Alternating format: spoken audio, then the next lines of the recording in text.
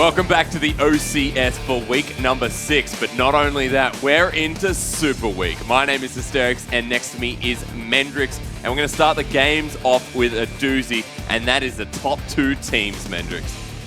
That's right, it's going to be Regicide up against Outlaws. This is number 1 versus number 2, so can't wait to see what these guys pull out. I am excited. Man, you've got the hype today. It's going to be good. I've put you up to a new level. Look, this week is all about now or never. And it's so important because coming through this, a win means everything. A loss means you're technically out or potentially out of the promotion tournament. And when you've got so many teams at the moment who are so close, when we're looking at 2-3, really is sort of the week that defines whether you're going to be going towards that finals position or are you going to be, sort of fighting for a spot out of relegation. Well, technically, it's going to be a bit of a head-to-head coming through in this Regicide versus Outlaws because there's so many good players on each lineup. But we want to talk about the junglers because the junglers coming through into this, Lisa's fantastic on the Regicide lineup. And then you have Outlaws, you have Scam Diggity, who can play from a deficit. Oh, yeah, and he's really good when he does that specifically. I mean, one of the things is I want to see him actually playing not from a deficit. I love to see when people are able to get ahead, push that lead, and then actually bring their team to a victory from that. Now, looking towards Lisa, specifically a Nocturne pick. Very interesting for him to actually get that one. But his jungle proximity, always around his teammates, always ready for a gank, so doing a great job. And that's exactly what you want to do on Nocturne. Now, on the other side of Scam Diggity, I mean, he can play the Lee Sin. He plays his carry-style junglers as well. But my question is, I mean, does he always have to play from a deficit? Or can we actually give this guy a lead and see where he runs with it? Well, he really does need to make that lead for himself. He is the jungler. He's supposed to be the one who's out there looking to make those lanes, seeing, who's struggling at the moment. Can I go to you? Okay, no worries. Yes, I can go to you. I will get the kill, and then I will snowball from there. Do I go back to that top lane, or do I go towards mid? It really is sort of the chess masters when it comes to it, when the junglers are playing. And of course, a lot of other teams in the competition right now are sitting on 2-3. So we've got 4 teams sitting there. These 2 aren't one of them. They're sitting so comfortably on that 4-1 and 5-0. I mean, my next big question is whether Regicide can bleed because they're undefeated, they're looking strong, and they honestly just look so comfortable in the meta right now. Yeah, they're looking to actually end this season with a perfect sort of 7-0. That's what they are looking for. Outlaws, though, they actually need to get this win. It is a really big deal for them because if they lose, that puts them towards that 4-2 mark. Sin Academy ends up getting a win tonight. You never know what happens. That means they're 4-2 as well. All of a sudden, they're getting knocked down and getting a little bit of a harder sort of run towards that finals. Looking for that top seed, especially for this next game. That's our story because the teams coming through haven't shown as much promise as Outlaws or Regicide. Coming through the tournament, and now that we're getting closer to the end, we've had our expectations diminished a little bit. We thought that teams like Corvaday, Noxide would be higher up, although still 2-3. They just don't have the promise and the finesse that Regicide and Outlaws have shown. That's right, but to everyone's credit at the moment, this is probably the closest OCS we've had.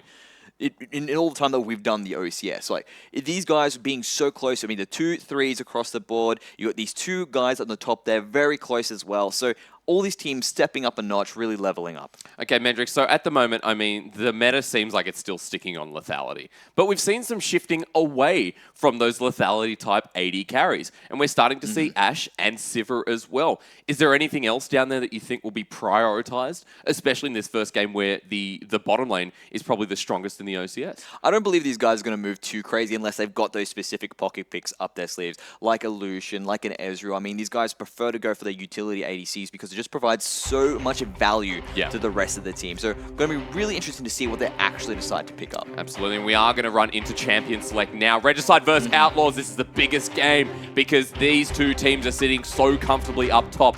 If Outlaws have a loss here, this could knock them back severely. Regicide's still looking comfortable, can probably deal with the loss better, but they still want to go flawless, they still want to go strong. So that's why we're seeing specific picks come through, like the Lucian, like the Lee Sin, away from Scam Diggity. Yeah, I really do want to actually get around, and it is intelligent for them to get rid of the Lee Sin. You can see him play it quite a fair bit at the moment. So you want to get rid of those comfortable champions. You want to put them on something where they won't be able to perform as well or take those risks that give you the great rewards. Okay, so things like Ezreal away from Rain. I like this. They've formulated a plan to revolve around Rain's AD carry style. And it might work. I mean, Regicide, They've known how to play these pick and bans before. That's why they're in one of the top positions right now. Graves, Syndra, and Rumble. I mean, this leaves open so much for Regicide's first pick. Yeah, there's a lot of big picks available for them at the moment, and to be honest, looking at them, they've got this sort of... You tend to go for your ADC first. You tend to go for your supports first because you do not want to get them banned away afterwards in the next round. Yeah, well, Ashe is the first priority coming through. Outlaw's response, I guess, they have the Varus, they have the Jhin. Maybe moving away from this lethality could just mean that the priority goes back to, well, I don't know, what else have we got left on the board? So you get picks like Sivir, for example, that is something you can go for. And it is just really, again, about what utility you can provide to the team. Do you bring Engage? Well, Ashe is fantastic for that. Do you bring Pill? That's where you pick up the Sivir. All those sort of things. Even Varus, again, he's still fantastic at what he's able to do because he just provides so much utility. And speaking of utility, the Wombo combo comes straight away from Outlaws. Seeing the Lulu, seeing the Orianna, I mean, there's a lot of knock up there. There's a lot of hard CC, which would be interested to see if they pair it up with anything else, maybe in the top lane. Regicide haven't really prioritized going for anything but AD carry support and potentially the jungler in this first rotation. So in terms of the junglers that you have at the moment, you do have a Kha'Zix open and you do have a Rengar open. And when you have two shielders, like a Lulu, like an Orianna, it makes it great for those specific, I'm going to jump into and assassinate someone team compositions, because then all of a sudden, you throw their shields, you get the resistances, they get on there, and they're massive because of it. And that is something I want to see them do. Junglers generally are the next pickup. They don't give away too much when it comes to that. And so it'd be interesting to see what they actually decide to do from Mendrix, those. my hands are in the air. Talia just got picked as a priority. So that is rare. I mean, moving into this new meta, it might shift things away. Shift sands. Shift sands I was away. going to potentially Shift say. Yeah, no, that's exactly right. No, Avatar references here. Will be Johnson going on the Talia. So another curious point. They will go for the Ivan, though, which is a big surprise to us. So instead of going for that Wombo, maybe just playing a little bit more defensive. Well, I mean, when you do decide to go for that, it means you will be sort of just sitting back. We're going to wait for one almighty team fight where you just cannot kill us. We're going to have so many shields. We're going to have so many chaos, so many knockups. Also adds to the fact that you've got the bushes everywhere. Makes it great when it comes to neutral objective control that you decide to go for. And it is interesting now. From Regicide, when you pick up Talia, what that says to me is you want to go 1-3-1. She is fantastic at those split pushing abilities. The fact of the matter is when she uses that Weaver's Wall, she's able to just zip across from a lane into the next one, and then once she jumps into the middle, that it's going to be crazy. And a team like Regicide able to really complement that 1-3-1 as we've seen before. So let's see if they build that composition or potentially just look for the Talia as a bit of extra DPS. I love that level 3 burst that comes out. So as we move into the second ban phase though, Jhin will be the first priority, taking away from Rain. Again, there's been 3 AD carry bans against Outlaws. And it just makes sense for them to sort of go for that. Rainbow's been performing very well throughout the series. And as well, there's not that many ADCs you want to go for. Like, it's quite hard. Not that many ADCs, Mendrix. Exactly. You just take them away. What's really good at the moment, it really makes it hard for you to jump into that. So that's why you decide to go, yep, we'll focus on one person. We know they perform well. Let's definitely take away their options and make one side really weak on the map, and we can poke a hole through it every single time. And we've kind of gotten rid of the extra levels that Regicide can play on here, like the Rengar, like the Fiora going up into the top lane, but Sick has played the Maokai before, so he's really proficient in this champion, and although it may not be as meta as it once was, picking the comfort in the OCS has worked to its advantages. Absolutely. I mean, Maokai is just one of those champions that will continue to sort of stay there. Maybe one of the few things you can do is decide to leverage it with masteries as well. He kind of took a double hit with that there because they said, you know what, we're going to increase your mana costs, and then afterwards we're going to increase, well, actually decrease how effective the mana regen in the utility mastery is, and he sort of fell back because of it. So now other top laners starting to get a bit more popular because of it. I'd like to see a Sion, I'd like to see a Shen. Those are always great top laners. See if Sick can adapt to those picks, but the Maokai will be taken away.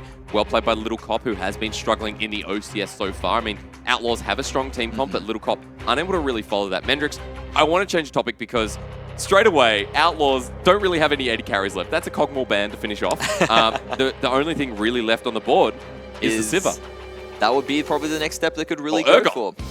Yes, we're going to see an Urgot. Maybe not. Maybe we can see a Caitlyn. Yeah. That's definitely available. Was played by Hate last week, Corvaday. That's right. She's still strong in her own right, able to use the siege as well. Varus is also a possibility as well. Definitely. So you have to take that They've walked away from lethality a little bit, but potentially just go back to it. Yeah, well, it's not even a matter of like lethality specifically. He's just a great champion in terms of what he brings. You can still go for a tank buster build with him. Yep. If that's something that you're worried about, there's going to be, we've got Maokai there as well. Well, actually, not Maokai, but we've got a Nautilus as something that you can actually go for, and it's something that gets really tanky, always wants to use some good HP stacking, and you know what's great? Having a Tank Buster. And you know what's also great? Last week, Rain played Vayne Bard. Or the week before. Who knows how my memory's going, but it was a Bard on Valaris. Yep. And it was a Vayne through Rain. So technically, Vayne is a big possibility here. Well, I mean, it's being hovered as we Or speak Draven. at the moment. Whatever. Oh, okay. Whatever works. All right, that's interesting then. Now, Draven's actually someone that's picked up a little bit of extra strength here recently, and the reason why he's been seeing play in 7.5 specifically is because Exhaust was nerfed. Yeah. And that actually means that you get these mid-range ADCs starting to rise up a bit more because they're not going to walk into an Exhaust and get absolutely blown up the moment they see that opportunity arise. So now that that's a bit weaker, some supports aren't really going for it anymore. These more mid-range ADCs like the Draven, like Vayne, starting to get more popular, and why not go for it? I like to pick up the Lulu as well to keep him safe. That Whimsy is just such a strong mechanic on the Draven too. I think they synergize really well together. So big props to Outlaws through this draft phase. But really, Mendrix, what do you feel about this? Because there is a double tank composition on Regicide there. They have a heavy front line. Yeah. And then they've got a Talia sitting behind.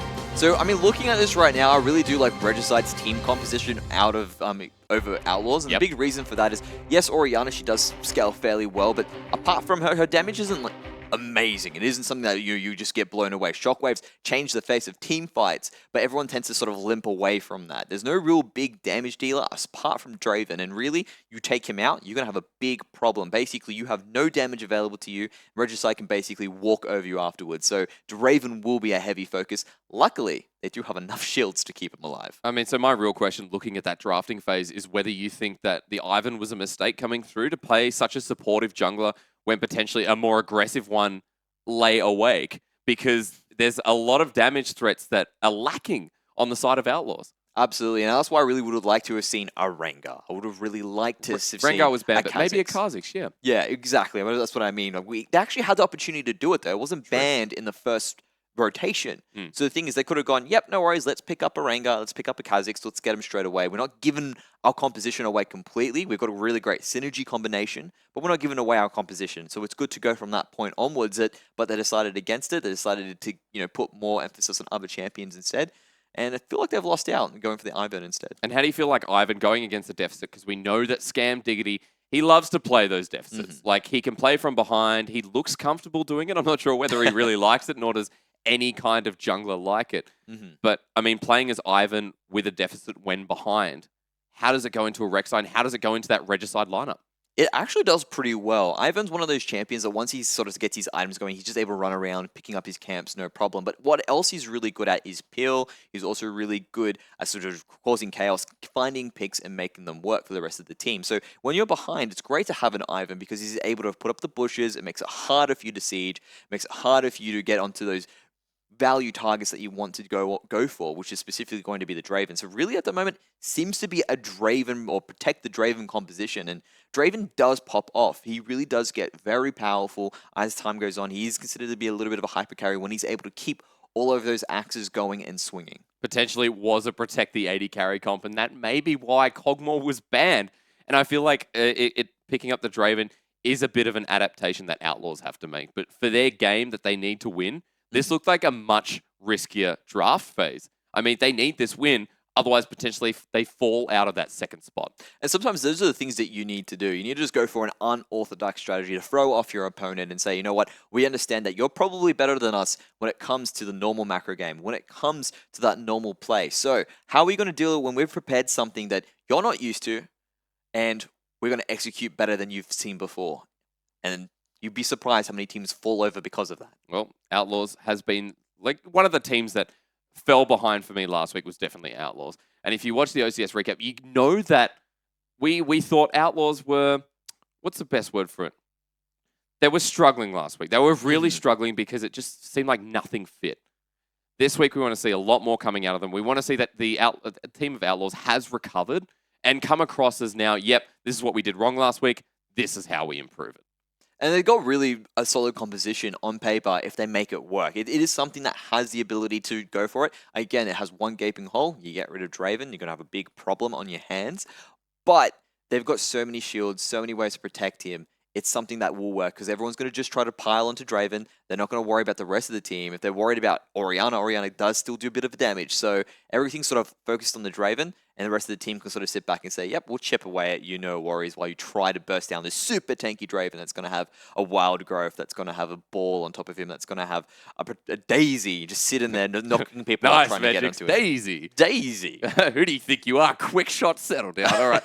Look, we've seen a lot of Ivan come through, especially in the earlier part of the split. It has been quite successful. And playing a supportive style jungler in the OCS where the players aren't as adaptive as the OPL, or, they're not as strong as the players in the OPL, to be quite frank. Yep. It works out well because Ivan just has so much built-in support as we do jump to game number 1. Let's see if he can support the roster of Outlaws. The surprise pick in Draven from Rain may be enough to bump Regicide off their win streak and take their first win. Let's see what game 1 holds. Again, this is number 1 versus number 2. So, really right now sort of deciding who is the best team in the OCS. You could probably look at this just based off standings. Definitely could. Okay, Mendrix, so Regicide here look like they've built a pretty interesting composition. The Nautilus getting played top. We know that the Maokai was stolen away by Outlaws, but the Nautilus still pretty much does the same thing. So, to a degree, yes. Nautilus actually wins out fairly early against Maokai. He will sit back, push him up. Really hard to deal with, especially if he does go for the Doran's ring start. Yeah. But he has gone for the corrupting potion, so probably expect an early back from 6, so he can actually get those rings up and rolling, so he can really push out Little Cop and then look to use his teleport effectively. Well, pretty early start coming through from Rysan as he procs onto Ayla, but Ayla getting the response. Ignite in the bottom lane by the Karma. So looking for the kill lane, bruv. Absolutely, and this is just sort of that adaptation when you go, okay, Exhaust isn't as strong as it used to be, or I'm getting used to not playing with Exhaust, so let's actually go for a bigger kill lane. It's great with Ashe because Ashe can really lock down an opponent and you don't have much response when you've got a poke from Isla coming out of your face like that. I mean, like you said, Mendrix, the Exhaust getting nerfed may be enough to pick up the Ignite in lane and call it worth, but we'll have to see how they go in this early game down in that bottom lane. The Ashe-Karma combination has been used regularly in the OCS. The Draven Lulu, definitely not, but we know Valaris is such a great Lulu and has been, even in the patches of 6.2. Let's see how he fares down in the bottom lane. Really early push coming through from this Outlaws lineup. Yeah, he's definitely played a lot of Lulu as well. Not just in support role, but also in the mid role. So this guy is a tried and tested Lulu player, even though she may have changed a little bit. She is generally still the same, and it's all about being able to position, knowing her strengths, knowing her weaknesses, and making that work for your team. Has started with the shield as well, so not going to look for the glitter lance, not going to look for the extra damage. That makes sense. Mendrix, it looks like they're struggling a little bit because of it. You saw Rain getting bullied out as he just steps a little bit too far. The damage from Karma cannot be underestimated, in this early stage of the game. Yeah, Regicide playing this bot lane correctly. Generally, you push out that lane early, get yourself an early level 2, and immediately start harassing your team, your enemy, your oppositions. There we go. So you start harassing your oppositions as fast as you possibly can and really look to get some control in that bottom lane. And it's really easy when you have this composition. You do have a lot of poke from Karma, you've got a great amount of poke from Ashe as well, and it is quite oppressive. Okay, so Scam Diggity has actually just roamed top, will be spotted out by a ward, but Scam Diggity, we haven't talked enough about his Ivan pick because he has been playing Ivan a lot. Like he started it with the OCS, Outlaws, that's how they got their really good start. And it's a champion maybe going back to Cub, but could potentially pick them up the win. That keeps him safe into this promotion point. So with Ivan, he's really great early in terms of your jungle pathing. If you actually got a solid path worked out, you can really go to a quick early lead. You can see that's already happened with Scam Diggity. So quick to go back and pick up his Hunter's Knife there. And Rexo seems to be falling behind a little bit in the camps, which might be a problem. But here we go! Dredgeline flash from Rysan. Early summoner. Johnson does take a turret shot, however, but Rysan forced back against his turret. And it goes back to what we were discussing before. Nautilus will push out that lane, look for a roam, look for a teleport immediately. While Maokai, although he's good at pushing out lanes, he struggles a little bit in comparison to Nautilus. Okay, Mendrix, so, is it going to be a massive impact? This top lane skirmish is going to go on, so it doesn't really have enough mana. But late game, Nautilus versus Maokai, isn't it a really big defensive gap? The big thing is they do different things. Maokai brings a lot of damage, whereas Nautilus on the other hand, he's just a massive CC, but he's going to be throwing out his anchors left, right, and center, putting down those death charges and getting auto attacks to stop people from going down. Maokai, on the other hand, he's going to lock down the specific place, but never mind! Seismic shove, unburrow, Scam Diggity is the response with the root call. At least are not taking enough damage. The difference between Rek'Sai and Ivan so apparent as Scam Diggity is going to force Lisa to back away. It will just be the one, but the first blood goes to Johnson. And that all comes down to the roam that Sick did before to force that Summoner being blown when he threw out the Dredge line. There wasn't really going to be a response from Rysand, and immediately Regicide off to an early lead. And the Taliyah able to push this lane in, but Scam Diggity is going to be the response. The farm on the Ivan not really going to matter as he's going to back away into his own jungle, go back for the farm. He has picked up the Tracker's Knife, so hopefully going to see plays like this coming from Lisa a little bit more quicker next time. That is correct there, and now with the Ivan, he's just going to be able to sit back though, continue to farm up. He'll still be effective as time goes on. The same with Rysand. He can be a very safe laner. Talina, on the other hand, she does fall off in comparison to Orianna, so really does need to take advantage of this lead, or Johnson needs to take advantage of this lead in order to... Ooh, Regicide ahead. This Taliyah pick has already surprised us, and it will continue to do so. Goes for the Mercury Treads as the first back, so interesting itemization to really negate all the damage that comes out of Rysand. I mean, he's gone for the Lost Chapter, he's gone for Sustain, but I guess Johnson kind of wants his own shielding in his own way. Absolutely right, and the reason for that is because what you can do as Taliyah specifically is you want to be able to push up and then with that extra movement speed make your roams happen. Johnson is now level 6, so having that extra movement speed will allow you to dodge away from all of those nasty Orianna balls. It actually gives you a little bit of extra survivability. If a shockwave comes running at your face, it means you can get out of that stun just that little bit quicker. Well, Johnson has Weaver's Wall available. If Lisa does find Scam Diggity here, but doesn't really go in for the engage, knowing that Lisa doesn't have 6, doesn't have the map priority just yet. Sick is going for the hard push up in the top lane, but no jungler's really making a response up there either. It has slowed down from that first blood, and only a 500 gold lead by Regicide means that it's still comfortable for Outlaws. They've just got to find some kind of response in either middle bot. And I really do like the response from, Bryson jumping onto Johnson. Seismic Shove has missed there. He has nothing. Locked up by the root call. The Shockwave has done most of the damage. Misses the command attack. Nice little ultimate coming through. Depth charge to lock Rysand down. He will go down to Sick. It's now a 2v2 as Lisa pops on in. Little Cop might be out of position.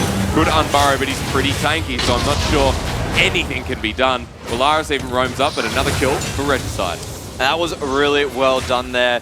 Regicide reacting perfectly in that situation. If you even look at it, those Mercury Treads really did save Johnson. They was did. able to get away a little bit quicker, allowed enough time for Sick to get in there, put down his own ultimate, and really, he just walks away from the situation. He was so tanky just even at this point. Not just that, but the tier 2 boots gave him enough speed. So I love the fact that actually rushing the Merc Treads gave him like that extra 15 movement speed, which helped him get away. So, I mean, it's going to be really harsh coming into this mid-game for Rysand. He's been bullied out. He's lost a couple of kills over the side of Johnson.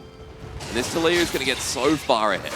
And this is just great for Regicide, because if Taliyah's ahead, that means she's going to be able to roam more. That means there's going to be a lot more Weaver Walls just appearing into the side lanes. Valaris is taking a bit of damage, but I don't think he'll be fine. He'll be able to shield away and walk on out. But basically, even though that Valaris is a bit low now, that means you can get Johnson to make a sort of a capitalization off of it with this lead that he's built over time. Weaver's Wall was used. I'm not sure whether to get back into lane or to just cut off, but it will be down. There's a massive cooldown on that level 1 Weaver's Wall, but Shockwave almost back up for Rysand.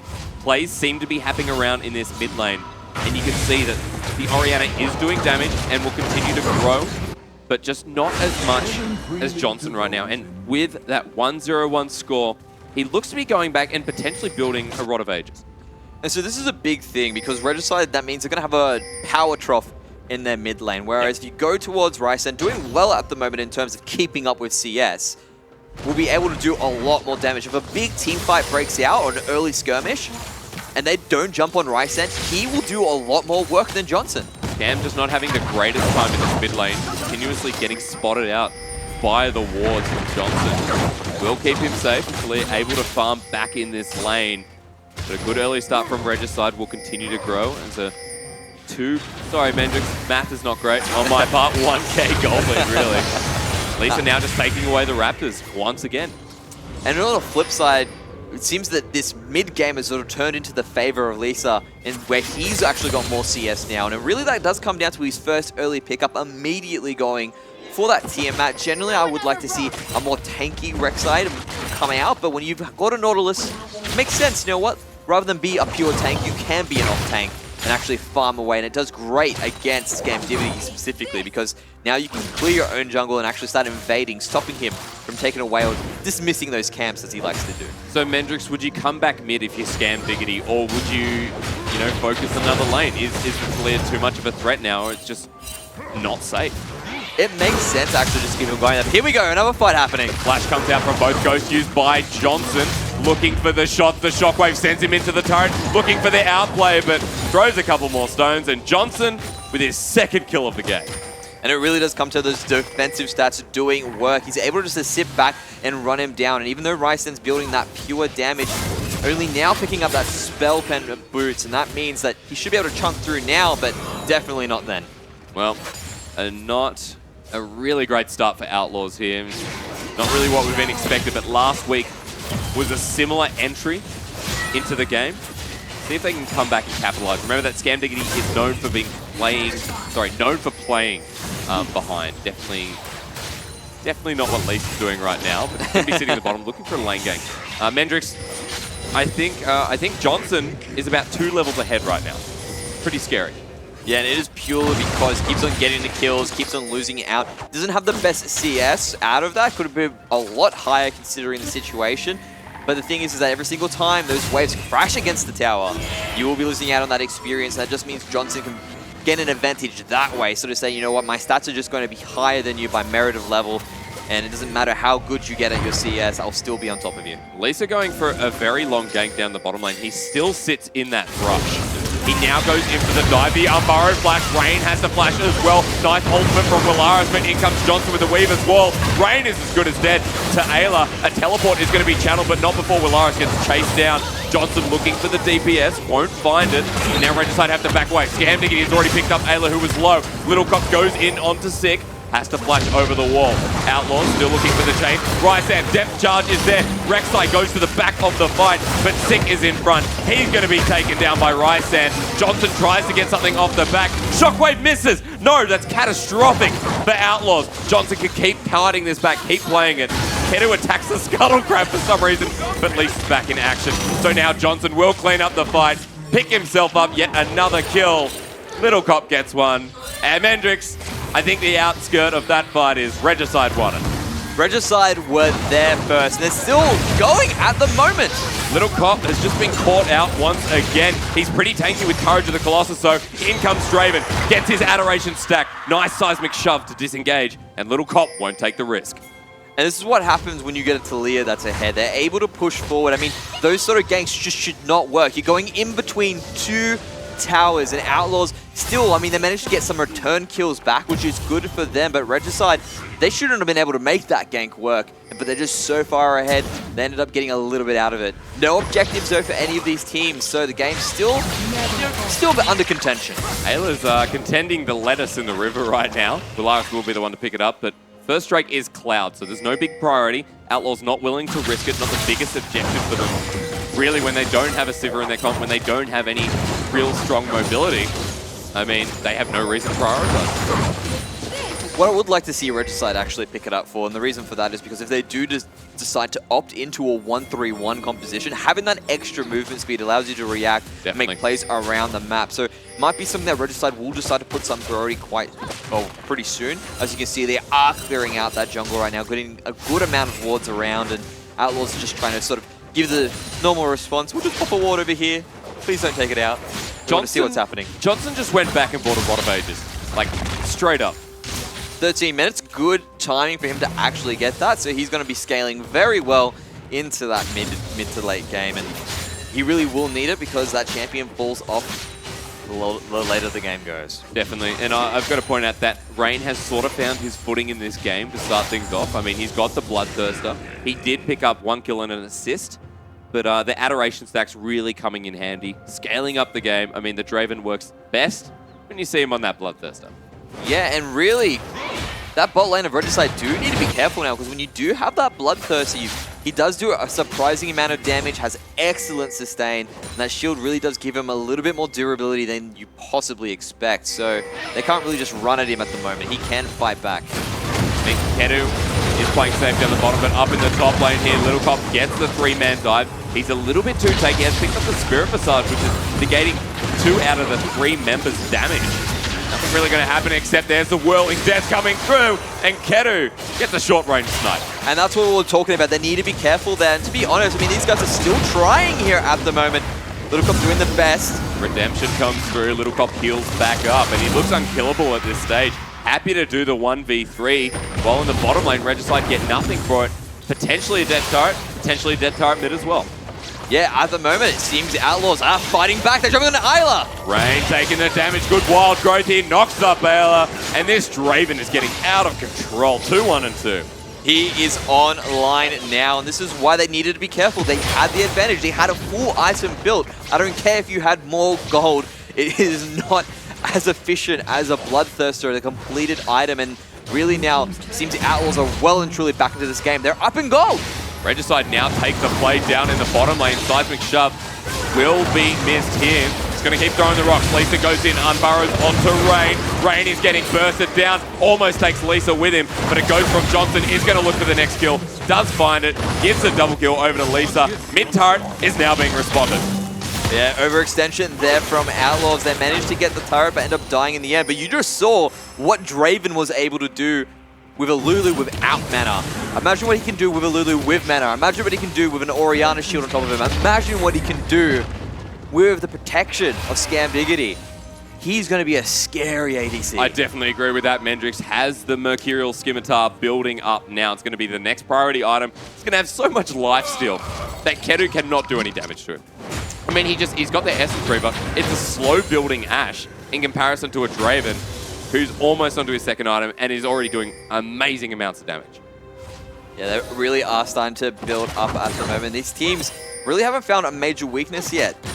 Maybe the first blood turret is sort of going the way of Outlaws. That's why they managed to pick up that little bit of extra gold. Regicide have struck back, but they really have given away this lead that they accumulated in that early game. And this sort of turns towards Outlaws' favor now. They love to skirmish. Their whole team is about skirmishing. Regicide are the ones that need to sort of do more control play, and they're going for it now. It will be spotted out by a ward here. Mercurial Scimitar has been used, as the teleport's going to come through as a response. Little Cop wants to go in, gets slowed down. Lisa has popped up into the top lane.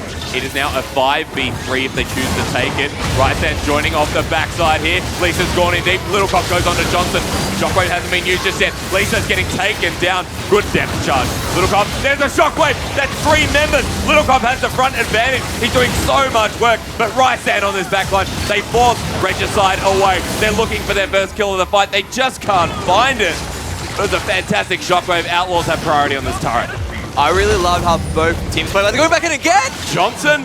Okay. All right. Okay. That was, I would not go for that as well, but here comes Sick. Teleport comes through. He doesn't have depth charge available, Willaris will spot him out. They do know he's in the brush. They're going to go for the control ward instead. This top turret still going to get knocked down. Regicide, they're not going to back off. They still want to keep it. They still want to look for a fight. And Rain may have gone a little bit too deep. He gets unburrowed upon. They can't find the damage to follow up. Lisa has to back away. Daisy looking for the kill. But Kedu's into the fight. He's healthy enough. He's comfortable enough. He's got a double kill. The damage is huge. Rain's going to go down for a triple. This could be a pentakill. Looking for the damage. It's a quadra kill. Get it? No. Willaris. That's Willaris BM. walking away. Just a little bit of a troll. But right now, when you're still in the game, you definitely don't want to give that up. And Kedu, well, he's the guy who's now online. No. Oh, Baylor, too late. That's all right. Look, almost. Mendrix Regicide, that was a comfortable team fight for them. Kedu was healthy enough. They bring themselves back into this game, back online. Maybe the Ashe is a worry as well. It definitely a worry. And the big reason for that is because Sick, freshly bought, was at 4 HP, just able to walk into there, start tanking it up, and just allowed Kedu to get in position, get his damage out, and ended up being a win for Regicide, a massive win. Outlaws played that initial start of this team fight amazingly. They had the perfect front liner there. Little Cop was just so big, so strong. He was almost seemed unstoppable while I was in the middle of it. And you really could see the team composition that Outlaws had put together. But they got the kill on Johnson. They stayed too long for that turret. They should have realized, you know what? That Nautilus could jump in at any moment. I mean, they called him the Titan, was the Titan of the depths. Maybe we should just go back to our little place and make sure that we're not going to be dragged under. Well, Regicide now, after taking a breath, they go to this Drake. They prioritize getting that Cloud Drake off the board. Next one will be Infernal as well. Little Cop's dead. Yeah, they rotate down bottom. He is pretty tanky though, Mendrix. Level 12 on this Maokai. Only one to match it is Lisa gets knocked up. The damage is following through from Kedu as he finds his speed. Ayla not going to be taken down, but there's going to be a Little Cop getting caught out and good rotation from Regicide. Yeah, he was just was too far out in a long lane. Even if he managed to get a decent way away, he was still going to be chased down. But here goes the next one. The next one in front of the turret. Johnson just a little bit too deep, looking for the root call, but Rain picks it up with the Adoration stack. They now look for Sick, who has to face 4 members. Daisy will find the knockup. They will find the return, and a double kill for Rain means that Outlaws bring themselves back. And really, they should have just realized, you know what? We put a lot of resources in that bot lane to deal with Little Cop. Well, what is the rest of Outlaws doing? And clearly they're in the top lane. They get the turret, they get the return kills. It just seems to be the same story again. Regicide get a great lead and then Outlaws are just able to claw it back.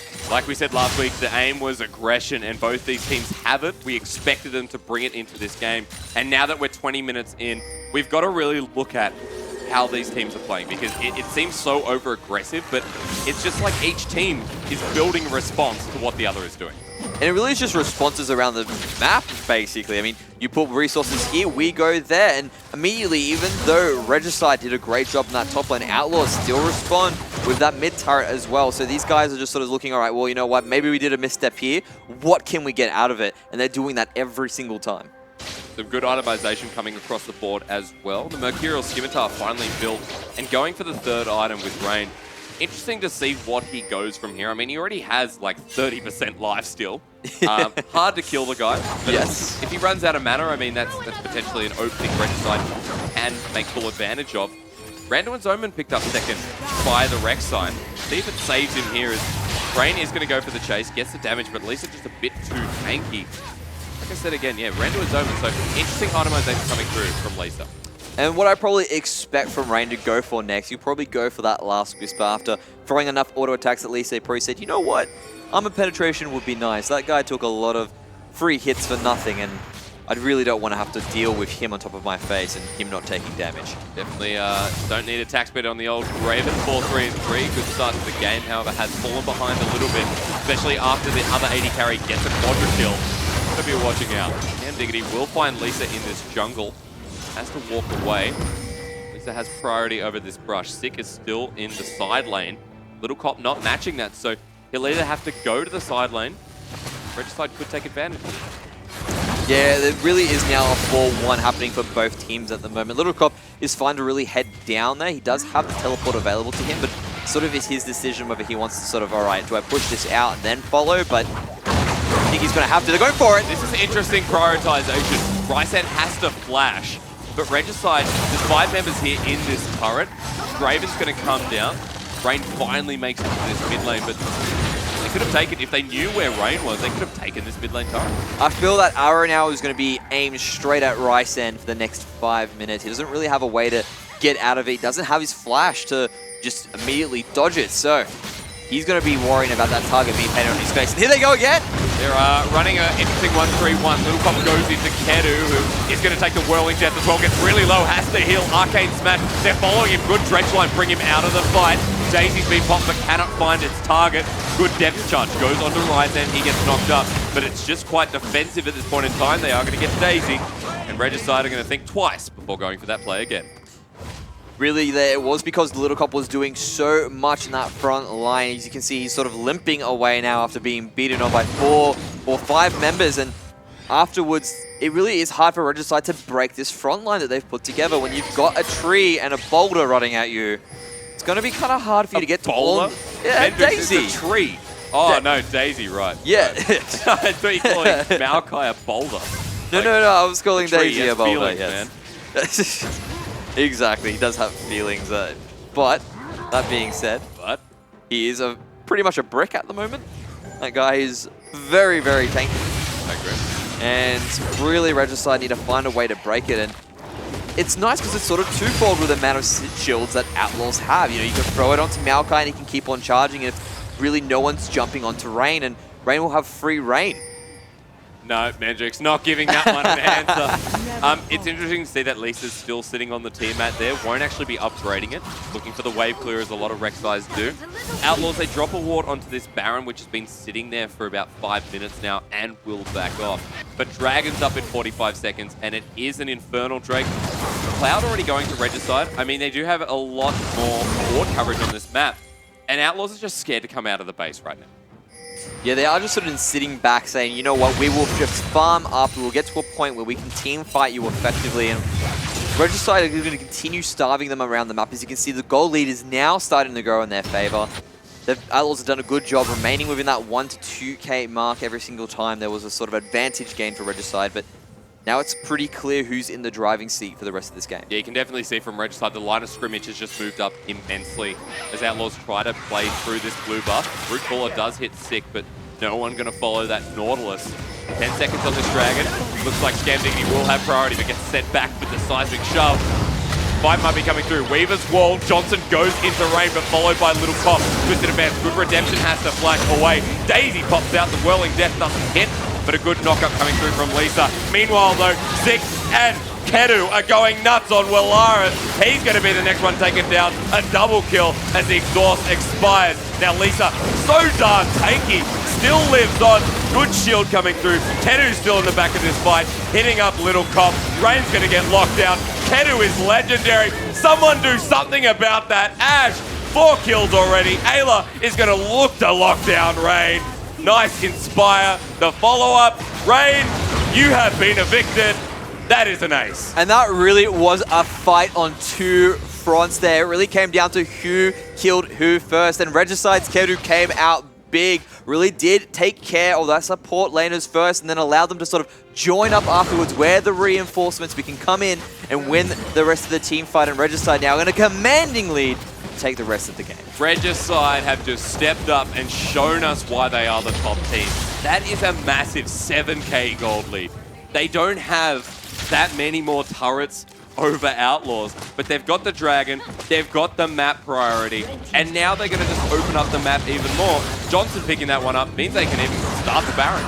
And really that all started thanks to Johnson. I mean, I was thinking that's a bit questionable. You're going extremely deep there to get into it, but the whole point of that Weaver's Wall was to separate it, put it on 2 fronts, and he was fairly tanky himself. That Rod of Ages has stacked up enough HP, and when he finally got the support he needed, it really was just a matter of them holding on until that damage arrived. I think the big thing in this game, Mendrix, is Sick and Little Cop.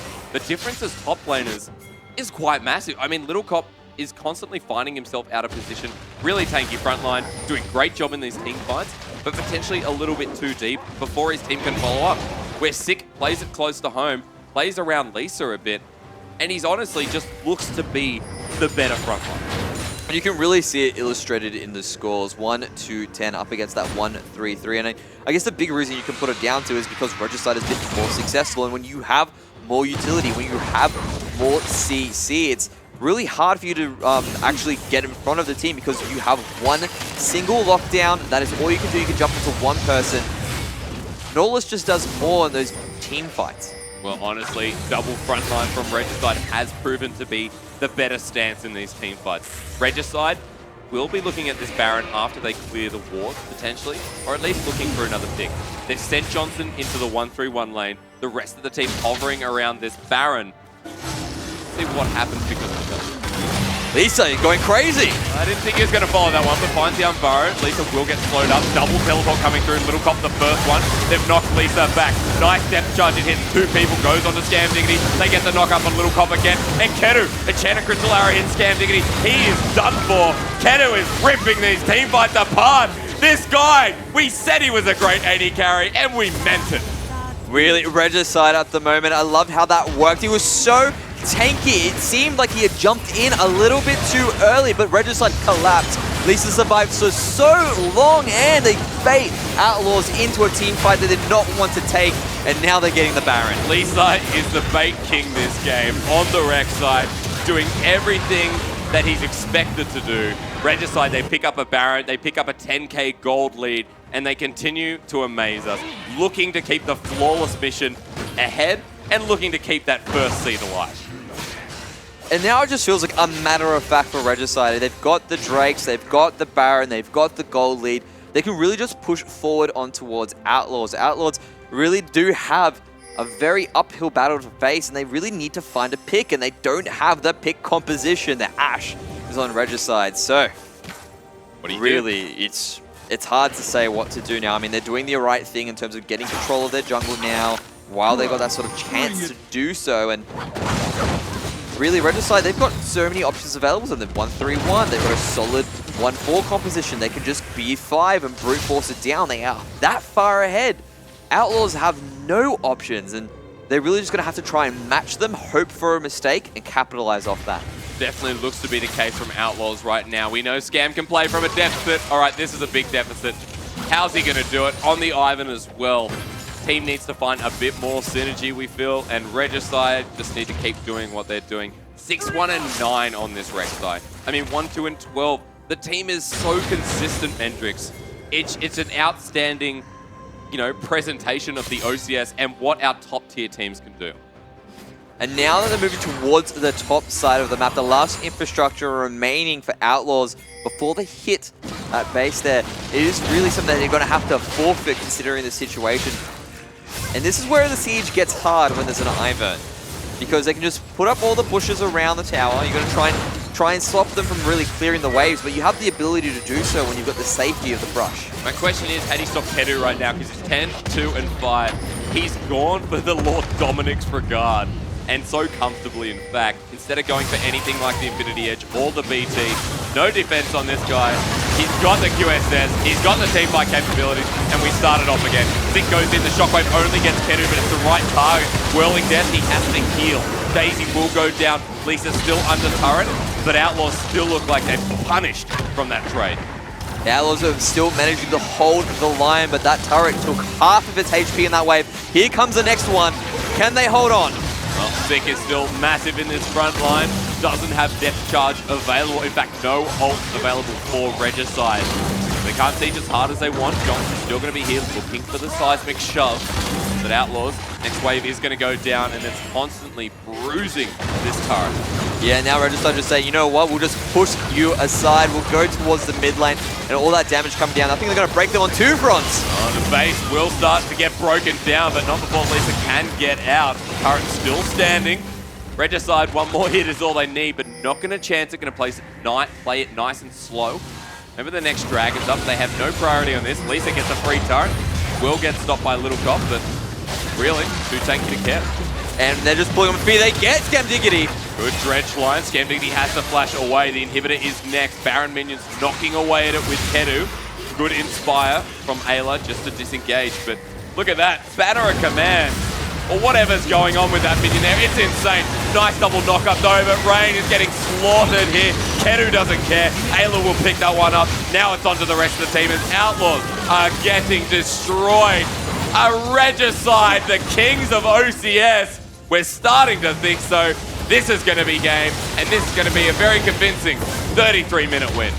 And it really looked head-to-head there, but Regicide just slowly finally found their opportunities to get ahead. And then when they won those decent amount of team fights, when Outlaws' composition sort of fell a little bit behind, Regicide just capitalized again and again and again. And once they picked up those objectives, it's pretty much over from there. Mendrix, my new question is, are these guys in good contention? Is that a word? Contention. Contention sounds like a disease. Are these guys our top tier contenders? I mean, they can potentially challenge that spot and make it into the OPL. With games like that, I have no doubts. They're looking really good at the moment. I can't wait to see how they actually go. They're definitely going to be making it towards that finals. I doubt there's going to be an upset for them, just that's how good they are when it comes to their performance. And they really are the undisputed kings of the OCS tonight. 6-0, Outlaws take their second loss, and potentially if Sin later on can pick up that win, they then go to 4-2. And then we see on Friday for our Super Week, will be a 4-2 team go up against a 4-2 and look for that second seed going into the semis and going into the finals, which moves them to the promotion. Mandrix, where's your hype? Where's your hype game? Drama. That's the hype game really Big comes in. drama. If Sin win, right? God, you're interesting. That is going to be my hype game. There's going to be a bit of drama there because it's going to be that, like you said, the 4-2 up against that 4-2. I can't wait to see that specifically. Okay, we'll see how we go, but we are going to throw to a quick 5-minute break when we'll be back with more Super Week OCS action. Don't go anywhere.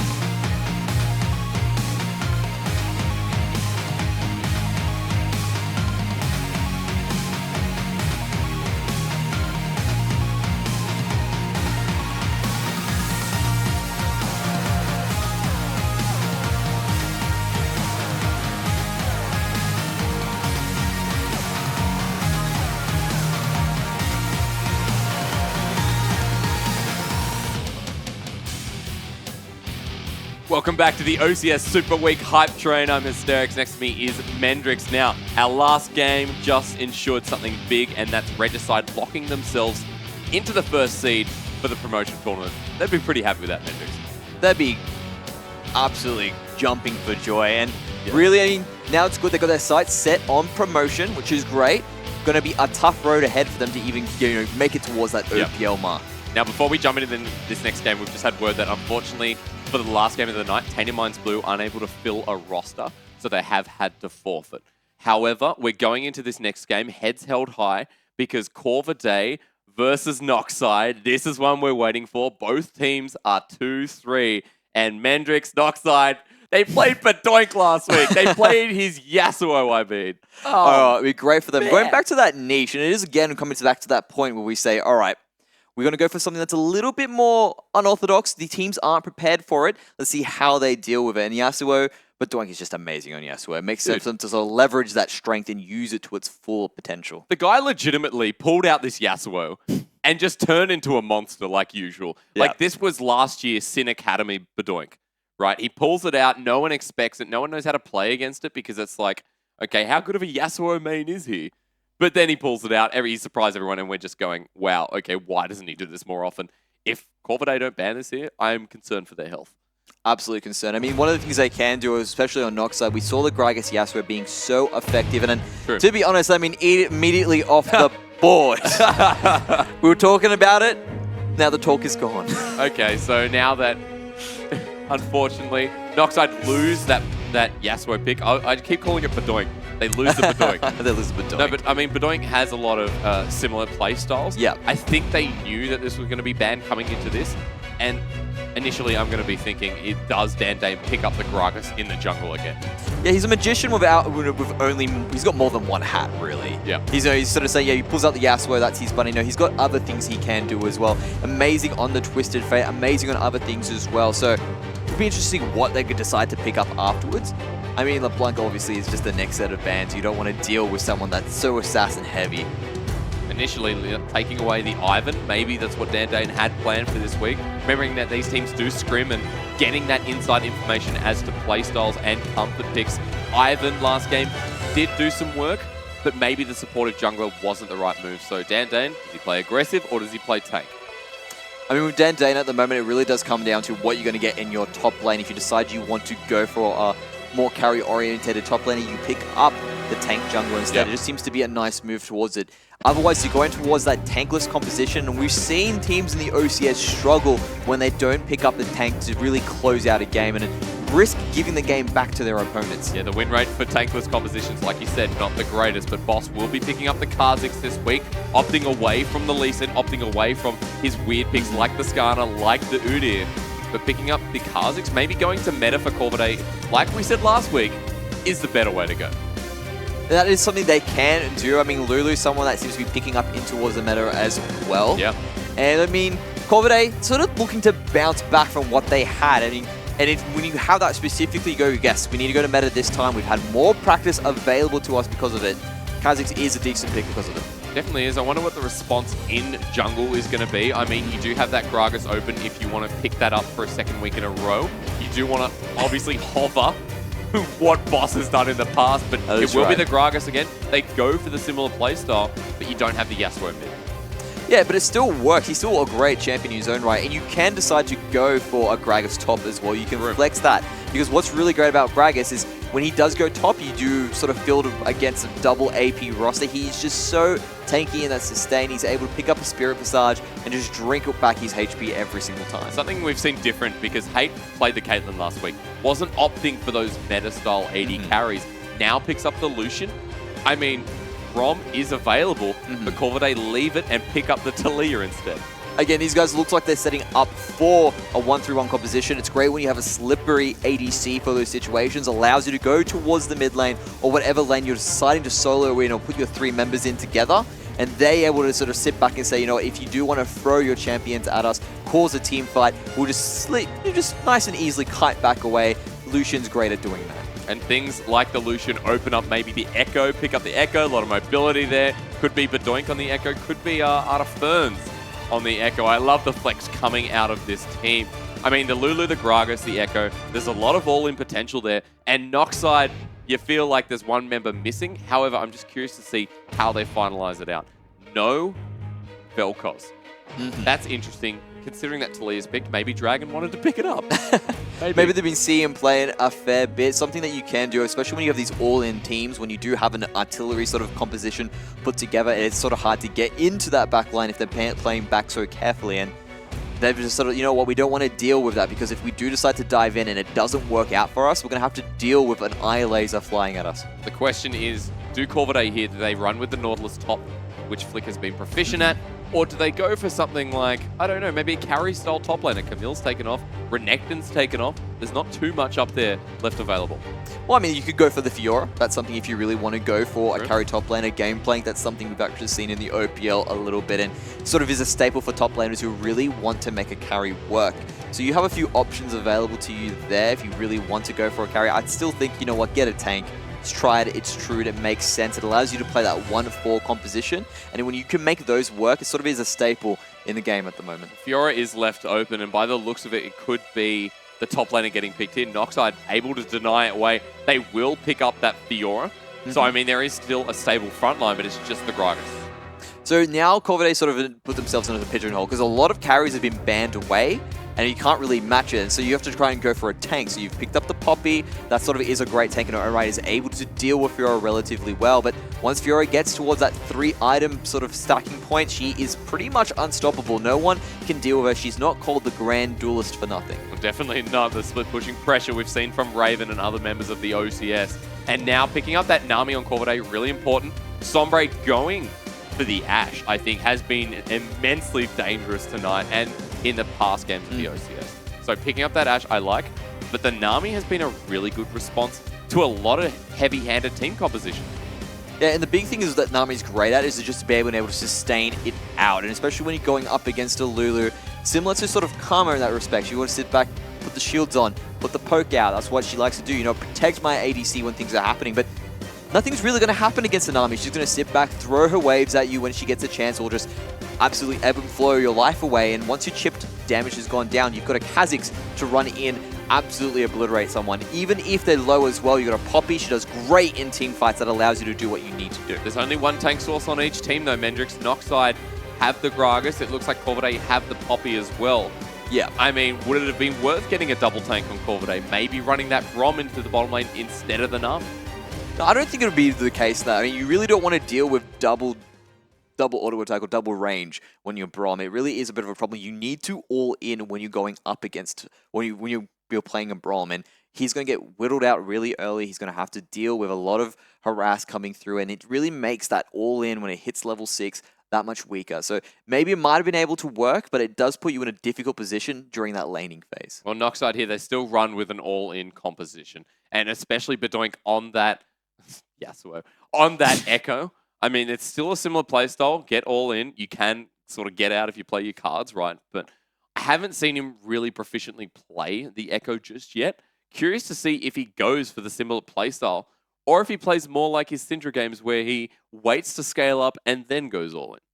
That is something you do. I mean, Echo is fantastic. Where he does get to that late game, he gets the Proto Belt, he picks up his Lich Bane, and he's able to absolutely pop any ADC he gets his hands on, especially if he manages to land a good parallel convergence. And that is a game changer when it comes to team fights in general. But what I expect them to probably do, I mean, they've got a 1-3-1 comp, they've got the Fiora, they've got the Echo. Those two will be in the side lanes, and you basically have those solid three there as a unit. Every single time you try to engage, Gragas will immediately use his explosive cast, knock everyone away, reset, and there's going to be towers falling left, right, and center in this game. It's going to be the same case for Noxide if they can keep up the pressure from last week. Now, with Corvidae, they've had troubles in the past. Non-meta picks haven't really worked out for them. You know, picking up that Skarner, picking up the Udyr, we thought, look, it's an interesting pick, it's a dangerous pick, but it didn't work into their team composition.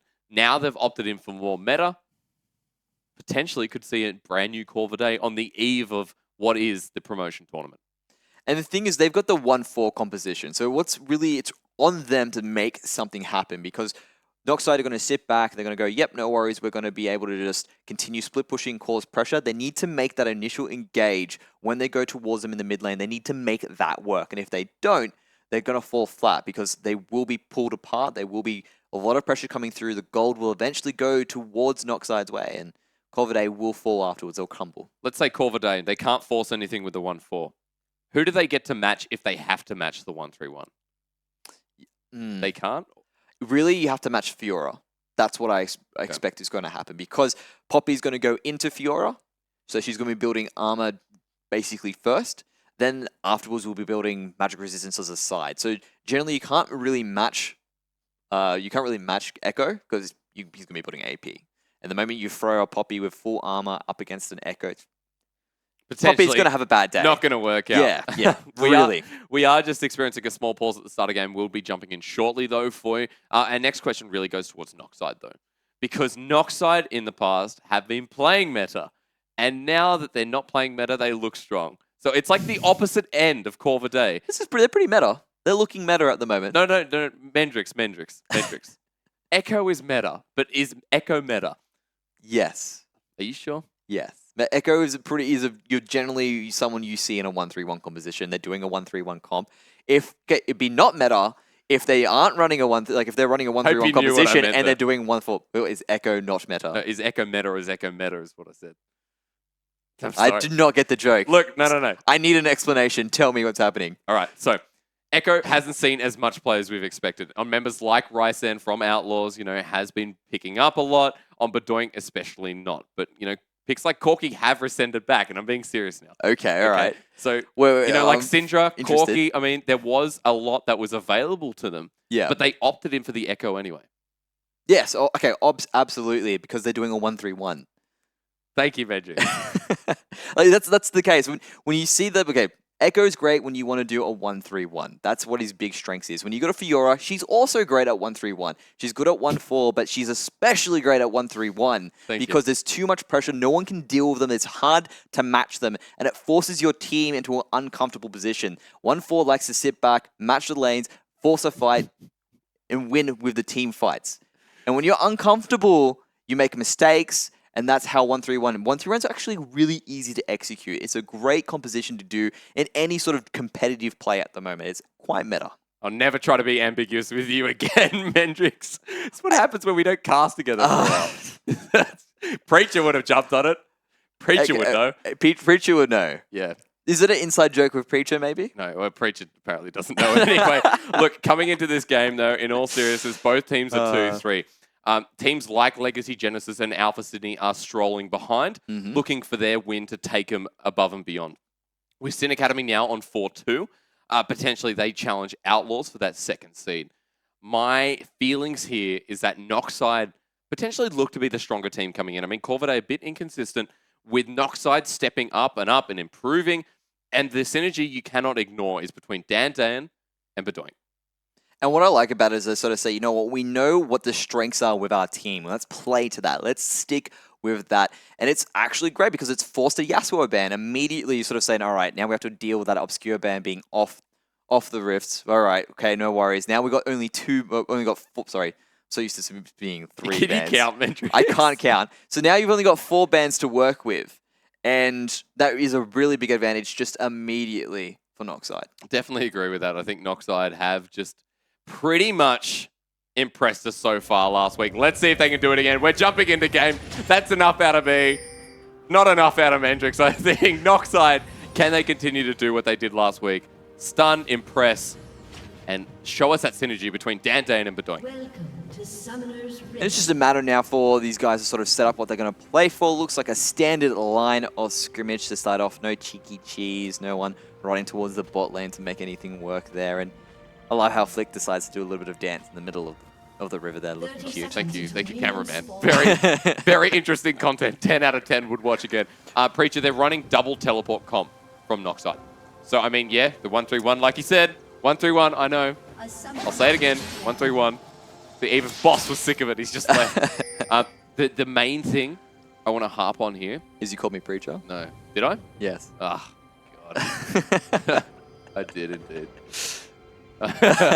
Maybe I missed him. It was 2 weeks, Mendrix. I had 2 weeks with him. It was special. Oh, really? I'll never forget it. And now you've just jumped back into the picture.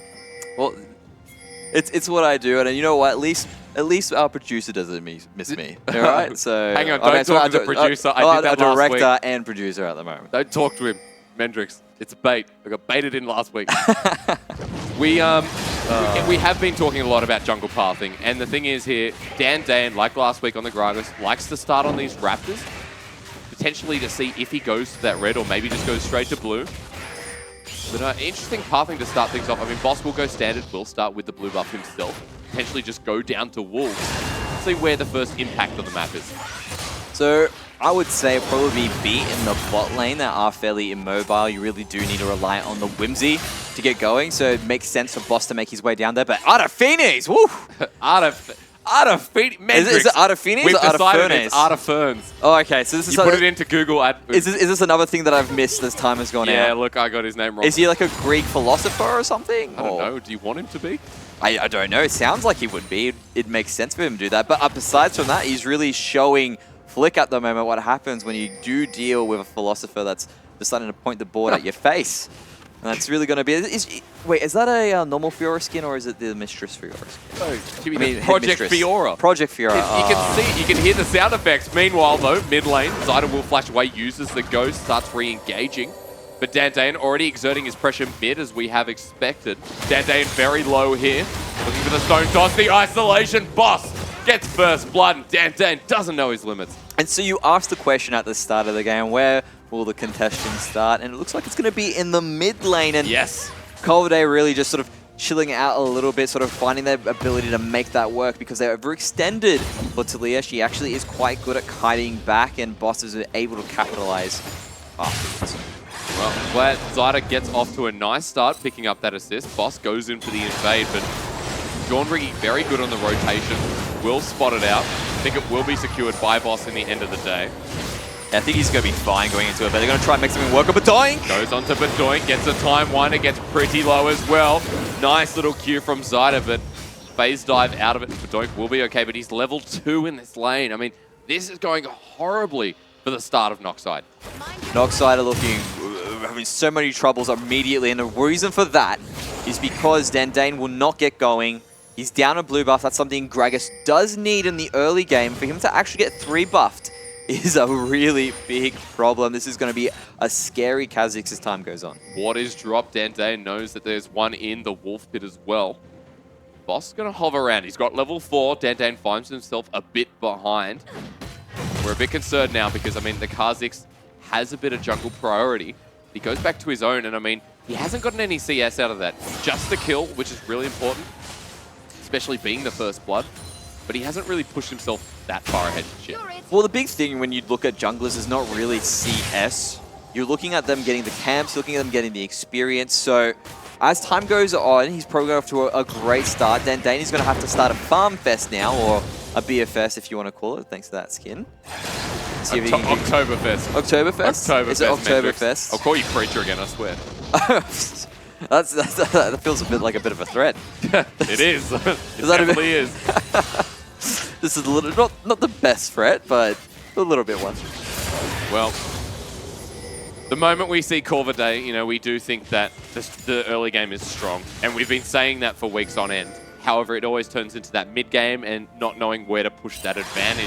Noxide definitely proficient in that sense, so as long as they don't fall too far behind in this early game, I feel like Noxide will be okay as long as it doesn't get any worse. So Boss needs to get started. I mean, he has got the tools he needs. He got the early kills. He hasn't backed yet, which is interesting. He does need to back. There he is going now. And he really does need to take advantage of this and actually make it work. He's actually a bit indecisive in terms of what he wants to do. Doink will push out the wave. Well, you can see that Zyda backs off level 5 on this Talia. Doink finally catching up. Finally picking up that CS as well. We'll be able to back now and potentially look for that lost chapter, bit of sustain in lane, or maybe going for the Sheen. Got a couple of choices available to him. Between with him going back there, I'd say he's probably going to go for that item there specifically. Amplifying tone. Well done. Doran's ring also picked up there, so going for the double Doran's, going for the refillable potion. So that's just a normal real start. You get the double Doran's ring, that's enough mana sustain that you need, so he'll probably go towards a Lich Bane afterwards, sort of make that work. If not, it will be the Proto Belt first. That's generally what you see with these Echoes at the moment. They like to get the Proto Belt, give them that little bit of extra ability to jump straight into the team fight, close the distance, be able to get their phase dive off. Dandan will be spotted as he walks across mid. Zyda sitting in the side of this rush has level 6, so that Weaver's Wall definitely available. Curious to see what they do with it, because Boss is on the left side of this lane. Zyda will get the wave pushed against him. Doink maybe going to free roam down to the bottom side. Yeah, this is sort of make this work now. This is actually really big, so this is going to be a 4-man dive going into it. They might be able to throw this with a teleport as well if they decide to. Think they don't see it coming. Here we go. Classic Noxide coming through here. Double body slam. Flash goes through. Interesting flash coming through from Dragon, who goes down. A flash from Hate. Has to heal. There it is. And the Z drive resonance. Doink picks up the kill. And that was just fantastic rotation from Noxide. They realized we had this pushed up. We can make them move down. Corvidae should have been on the ball there, saying, "All right, you know what? They're walking down towards through our jungle now. They should have had the information coming from Zyta there, and now that they're continuing this push, they can get the first blood turret." Well, Corvidae try to make a response bid. Boss rotates. But look at Noxide. They've got a massive wave. They've got 4 members, and this was a better reaction to the start from Noxide. They find the first turret blood, and that kind of closes the gap. In fact, puts them ahead, only for a short time.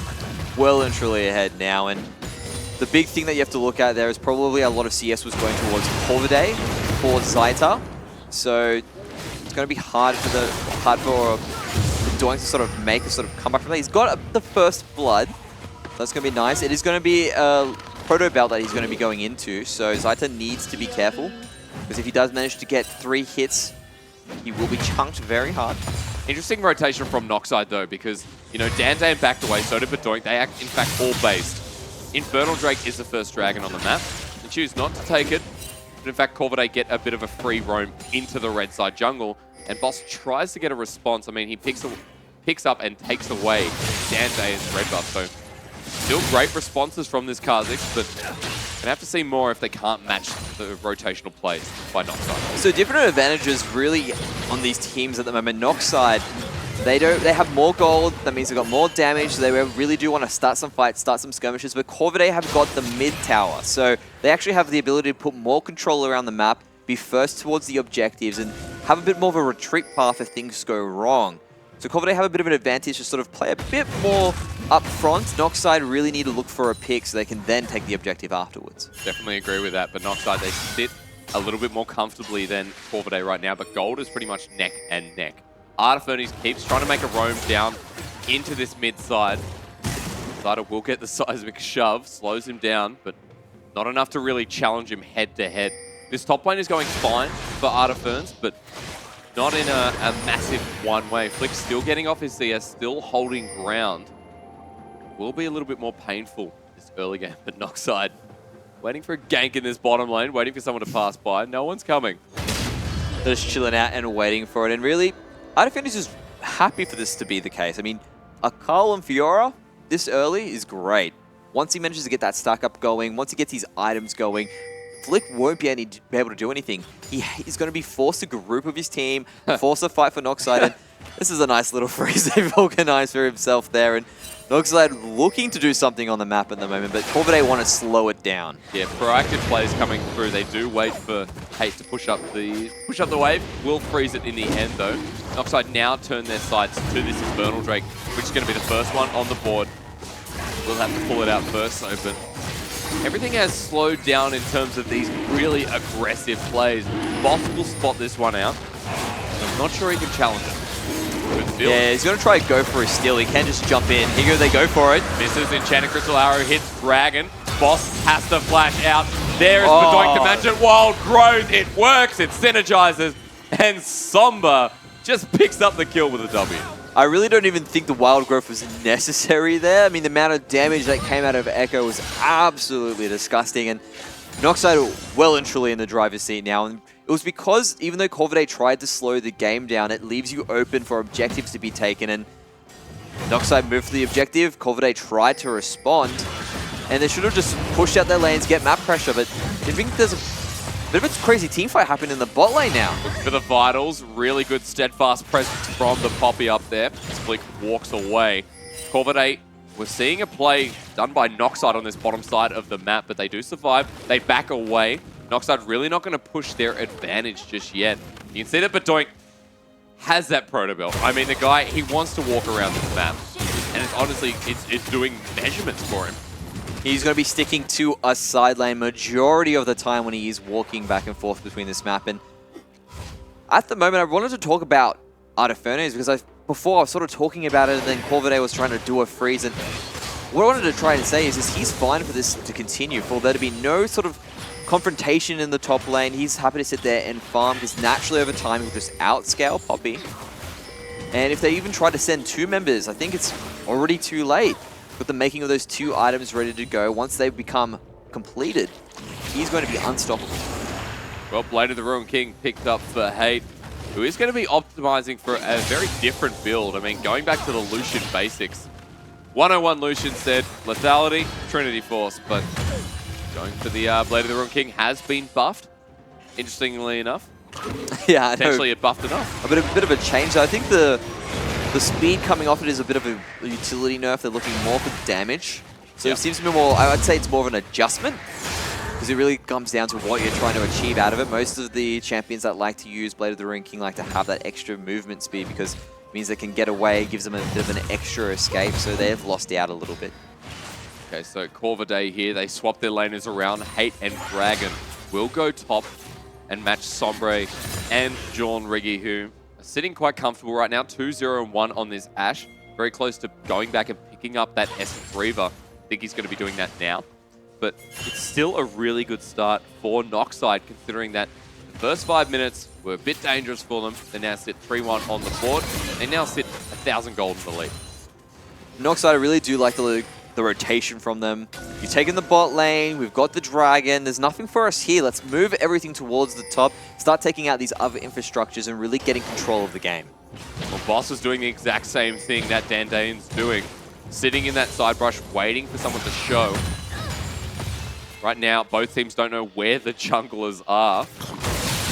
Dane is going to have a drink. Wait for the setup.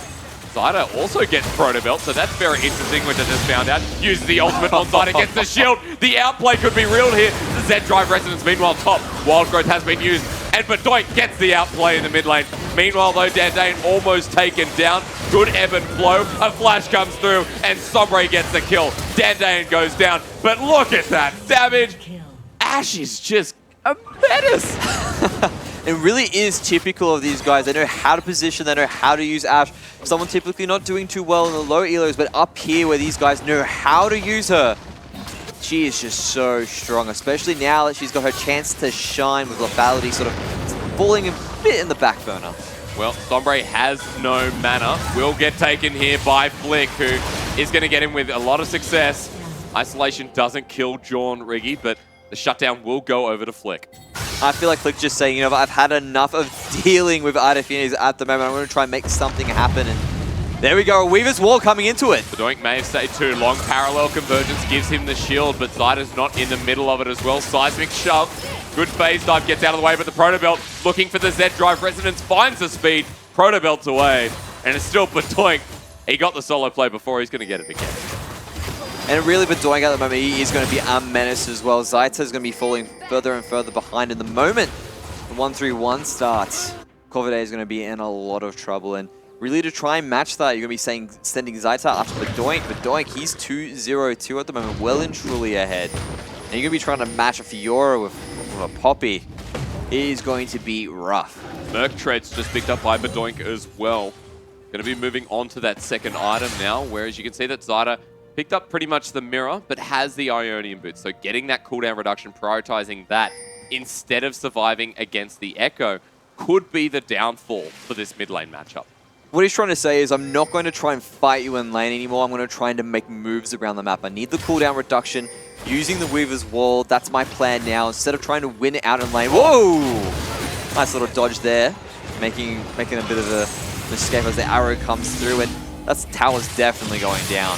Probably in the next 10 seconds. Is one tick away. Corvidae fighting desperately to defend it. A lot of wave clear though, so they'll be safe for now.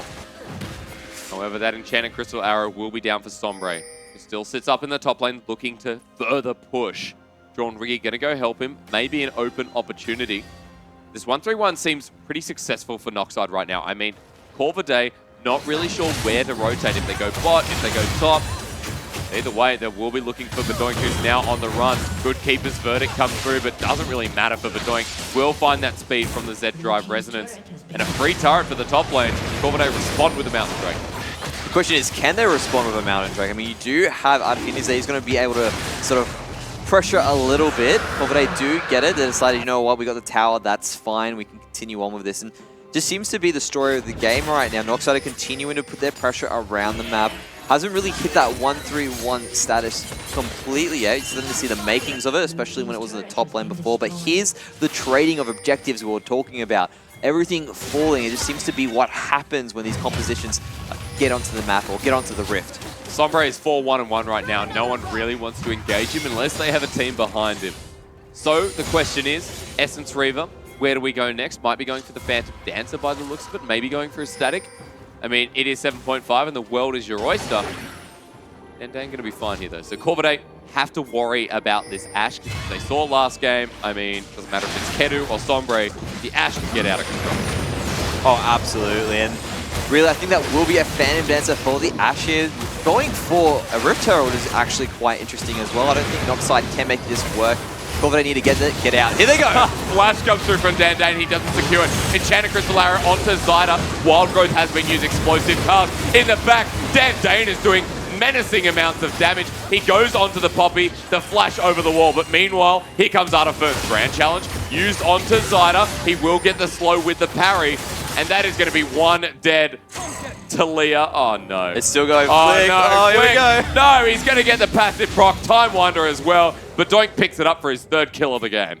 Oh, that's what happens when you think you're safe. But that was really well done by Doink to realize, you know what, I think she's in the brush at the moment. And I think it was actually backing on a ward as well.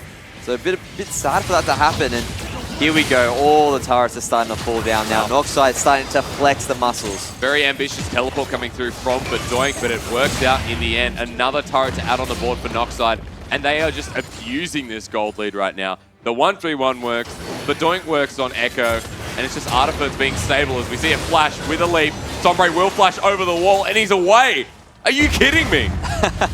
They still have a few tricks up their sleeve. They're still chasing this. There goes the Weaver's Wall. Has been used. Aqua Prison flashed away, but Dragon didn't really have the target anyway. So both Jornriggy and Sombre get out of that one. A lot used, however, from Corvidae.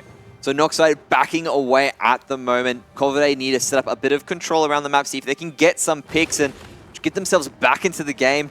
Something really interesting that has happened as well. That's a Triforce that is on a Fiora. Typically, you like to see them go for a Black Cleaver to really shred that armor away, but deciding to go a little bit more offensive. Now, as you saw last week, was picked up by Raven as well on the Fiora. White be in a bit of trouble here. Grand challenge. Where's the flash? No, doesn't have it available. Dragon lives. Enchanted Crystal Arrow unable to help out. Just showing you how strong she really is. That was 3-on-1 and almost managed to get a return kill. So going to be very powerful as the game continues. And Corvidae making it work. Was said they needed to get picks, needed to get those picks to get the objectives and get themselves back into it. And this is what they need to do, I guess, another 4 times at least. Well, rotating around the map has worked for them in the past 5 minutes. And now that we're at the 20-minute mark, Baron is live. Noxide have a lot of priority in this top side of the map now that the top 2 turrets are down. Corvidae trying to find a response so far, but that is the first of many that we want to see from them. I mean, maybe abusing the fact that in the OCS, Fioras have been picking up the Triforce as a first item. Is it a luxury item though? That's the question. I like to say that it is. When you're feeling that far ahead, getting the Triforce this early without finishing your Titanic, without going for a Black Cleaver, really is sort of saying we are in control of this map at the moment. And the reason why Fiora ended up dying there is Corvidae set up the control like they should have, but there was no pressure on the map and they're going for a fight now. No way, that Enchanted Crystal Arrow was perfect. Go on to Boss, but Doink now. Proto belts in, and he's 4-0-3. Honestly, just Boss caught out of position. Another one of the strengths of this Noxide composition, having the Ash. Ash. I beg your pardon, Mendrix. Continue on. Having the Ash. I'm sorry, what? That Ash at the moment, and really allows you to get those picks that you need going into it. And now that they've managed to take out Boss, this just opens up the Baron. Well, Baron's going to be started down by Noxide. Sorry, Bedoink's damage is just immense. Remember, they have the Infernal, not the Mount. Will be a bit of a pick coming through. Sombre gets exhausted down, but Bedoink goes in, has to use the ultimate. Hate already picks up a kill, and Corvidae, this is their fight to lose right now. Redemption's there, Bedoink! You're nuts! What is going on? Corvidae do pick up Art of Ferns on the backline, so it is going to be a 2-for-1 so far. They look at this Baron. That's a really good response from Corvidae. I mean, they managed to stop the Baron from going through. They now have their option to jump on it themselves because of how far they've forced back Noxide. Dane is threatening on the sides. Here we go again. All right, Noxide are pretty low, but Doink is sitting in the back of this pit. Okay, they're going to get rid of Control Wall. That's good. Another one goes down. A flash comes in, but Doink gets the parallel convergence. Hate has to flash away. Dandane's still in the back of this pit, looking for the steal. He doesn't get it. Secured by Lucian. In fact, the Enchanted Crystal Arrow comes in once again, but it's a shutdown as well. Flick picks up Dandane. Boss gets John Riggy, and Corvidae get the Baron. I thought the Baron had opened up for Noxide, but Corvidae strike back. They hold themselves with that team fight. Noxide thinking they could actually make something work. It was a good parallel convergence from Bedoink, but they just used too many resources, didn't have enough HP, and now Corvidae are back in this. Definitely the gold gap has slipped, and it's a 1K, if that, at this point in time. Corvidae bringing up the juicy games to bring us into week 6 Super Week. And the one question we have is, can they continue to do so? Can they continue to outplay Noxide like they have? They're rotating well now. The next dragon is up. It's only a Cloud Drake, however. We're 23 minutes into this game, and things are closer than ever. And now Corvidae don't even need to try and match the split push. When you have a Baron buff, you can just run it down mid and force them to actually respond to that. Noxide is saying, you know, we can put people on our side lanes, and that's probably a great idea, but really, you cannot deal with that amount of pressure. You need to respond in kind 5-on-5, and Corvidae exactly are doing that now. They're pushing together as a unit with that Baron buff. Start pushing mid. 5-man unit, like you said, Mendrix. The question, what Noxide do? Do they let the turret go? Can they really defend this? Flick has just flashed in, goes for the heroic charge, not against the wall, however. Bedoink is there to secure Sombre's life. Corvidae pick up the turret and continue to siege. And this is what's going to continue. I mean, they're going to sit back, continue to push with these objectives, force Noxide out of that. They do have the Fiora trying to sort of say, you know what, I'm going to go for this as well. So that means it's a sort of creating decisions for Corvidae now. Do we just all in on this? Flick, pretty tanky. They have the ability to do so. Noxide are going to decide themselves, all right, are we going to have to deal with this initially with a good flank? They're going for the flank. Bedoink comes in, parallel convergence misses, Enchanted Crystal Arrow title, where everything's coming in. Really, the redemption's going to come down to heal back Noxide, but Bedoink is going nuts. Has the chrono break after getting a kill. That's going to be enough. Corvidae end the siege right there. They cannot lose anyone else. And backing away for that to be the situation. A lot of resources on Nox side. They had to use their teleport on one of their side laners. Probably the next thing they'll do is they'll send Badoink instead and group up with Artifernes. They still have... Was it Artifernes? Artifernes, Artifernes. Artifernes, Bendrix. Artifernes. All right, so what's got to happen is they're going to send Artifernes now to be with the group, to be with the unit, and they're going to have Echo splitting on the side because he's the one with the teleport. Corvidae now is just going to regroup, bring back all their champions, and see if they can do one more push with that Baron buff. I think we've got about a minute left on it. I mean, honestly, right now, Badoink is scary. He's 6-1 and 3. Has that Lich Bane available to him. Hate is still moving, so we're all good on that front, but has the QSS, on the Lucian. So, feeling pretty comfortable. I mean, can get out of that parallel convergence with, I guess, a flash or an E. The main thing it's for is for that Ash Arrow. Yeah, okay. Specifically for that, because with the parallel convergence, you have an ability to react to it. It's so hard to react to an Ash Arrow if it's on point. Well, and they have been on point, really. By Sombre this game, he has been landing every single skill shot. Dandane gets seismic shove, explosive cast, and a bit of mislayering coming through from Corvidae. Dandane should have been dead.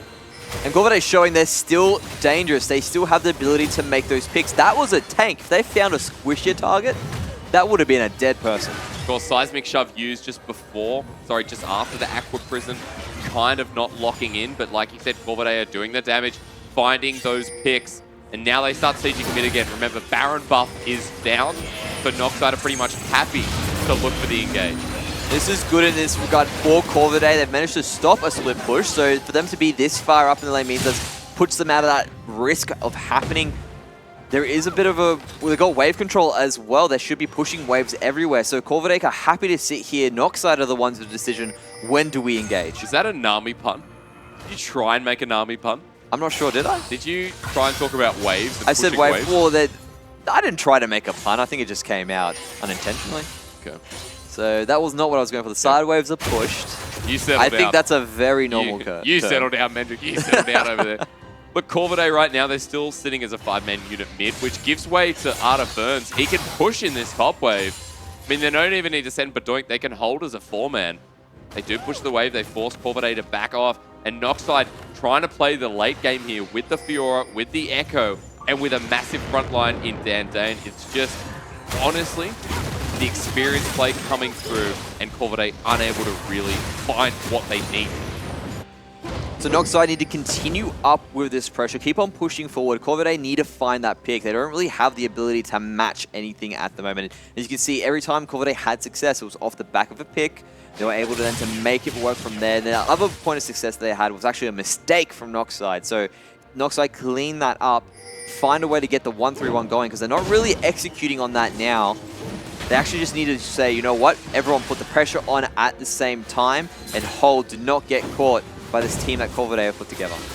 Well, you can see in that top lane, Flick is actually behind in gold. I mean, 100 CS.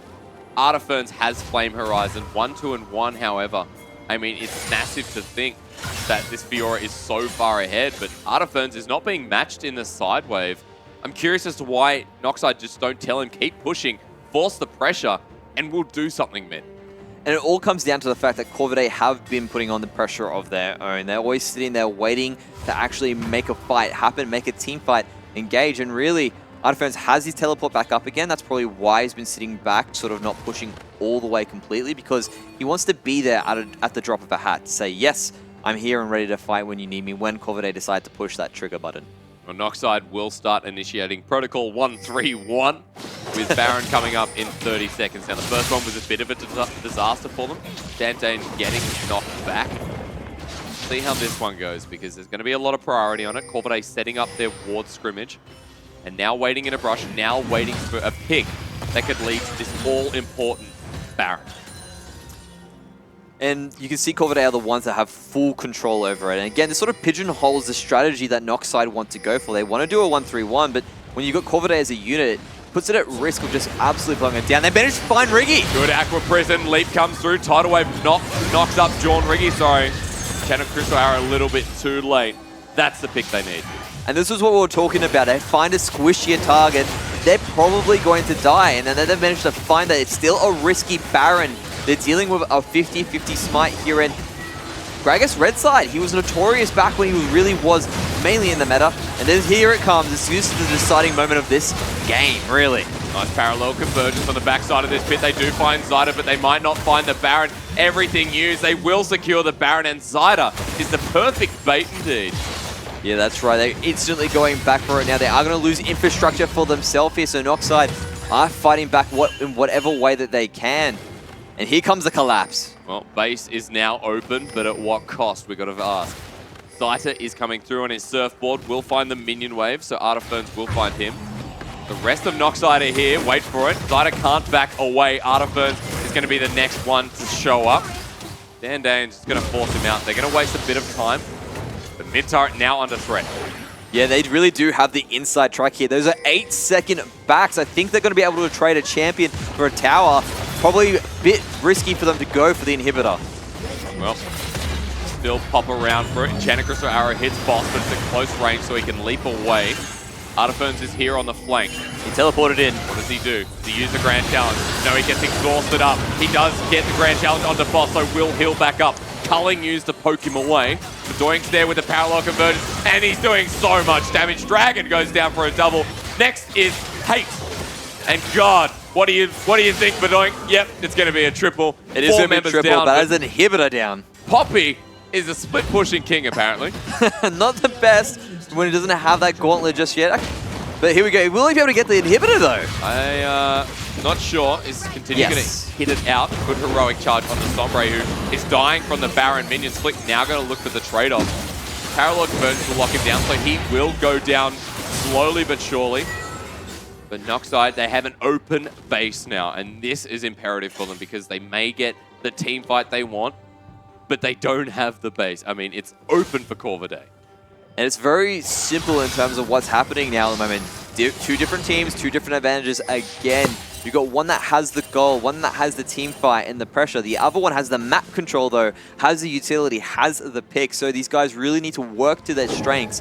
Make sure that one side doesn't get caught out. The other side needs to keep up the pressure, and it's really going to be tough for this game. Very close at the moment, even though that scoreline is a bit different. Noxide, they don't even go for the Drake just yet. I mean, this is going to be the last elemental, so they want to know when boss is going to start it up, which is now. Open up the way for a 3 elemental Elder. They will secure it down. They will reset the timer. Soon, the Elder Drake coming through, another priority objective that Corvidae may take advantage of. And it actually gives them a win condition as well. That Elder Drake now is actually quite threatening if it manages to go onto Corvidae. They've got 3 Drakes to power them up. That's a lot of extra burn damage in comparison to Noxide, so they actually need to worry about that Elder Drake as well. And for a sieging team in Corvidae that already has a Mountain Drake, I mean, honestly, it's just going to spell bad news for Noxide. So another reason they were delaying it back. Is it enough time, though? Because we're 33 minutes in. We'll be seeing a late-game Elder if it's taken. Corvidae right now, they are playing to their strengths here. Their siege is intense. Boss is huge. And it's a Lucian that is scaling up as well. Lucian, with the Blade of the Roaring King as well, will actually do quite a surprising amount of damage. Typically, you see them go for the Yuma's Ghost Blade. They go for other items first, and that allows them to sort of have this nice early game spike, but Height's going to be going pretty well in towards that late game. And now as time goes on, Corvidae remaining as a unit, Flick going to have a very tough time against Artiferns. I mean, he's getting pushed in. Artiferns, now that he can proc the Vitals with ease, has a lot of cooldown reduction. Will be able to threaten out and bully Flick. Pushing the wave up, Corvidae decide that it's not really worth the risk to siege as a 4-1 in the bottom lane. They back off. And now it's just really a chess game between these guys. They get to that point where gold is getting high enough where it doesn't really matter who's ahead in gold. Everyone's getting towards their 6th item, well, not their 6th item, more along their 5th item now. And really, one person is caught out. That's a lot of damage they'll be dealing. Well, especially now that Artiferns has the BT, has that Ravenous Hydra as well, already built up. The Trinity Force, I mean, there's a lot of surprise damage that can come from this Fiora.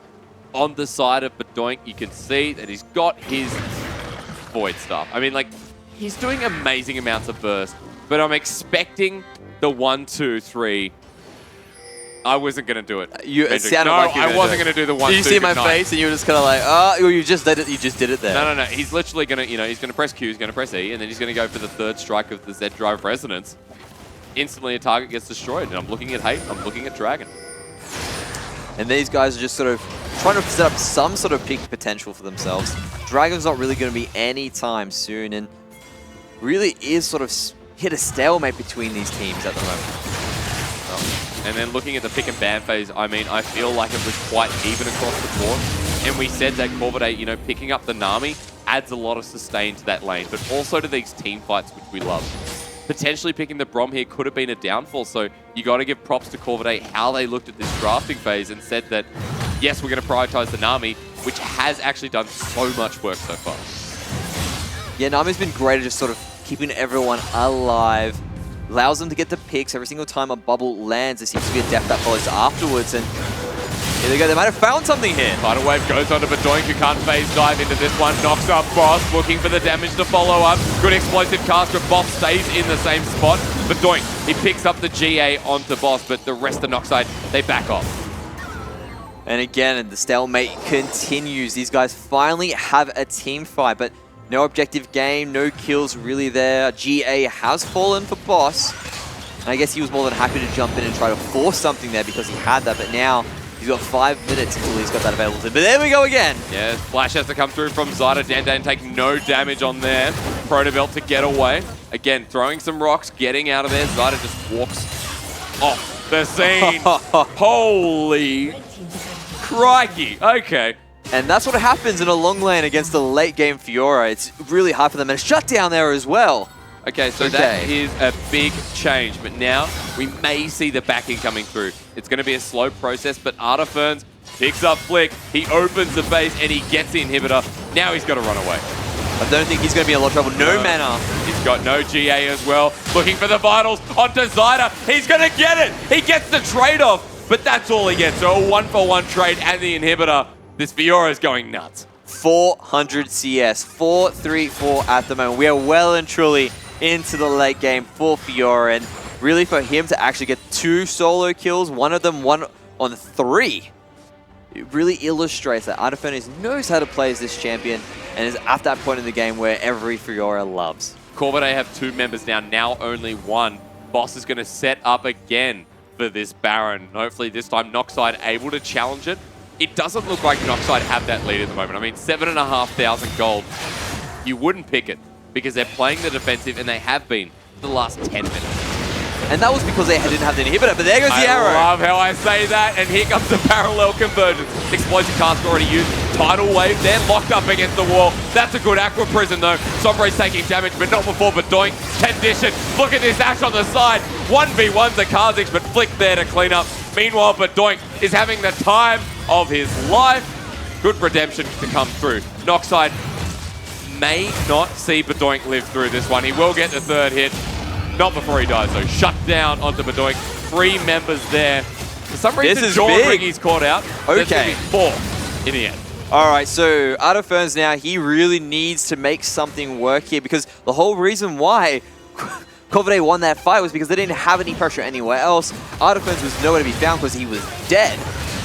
And they forced a fight, really, when there was the advantage to Corvidae, and they did a great job kiting, a great job putting out the pressure, and now that they've managed to get that inhibitor, they might go for the win.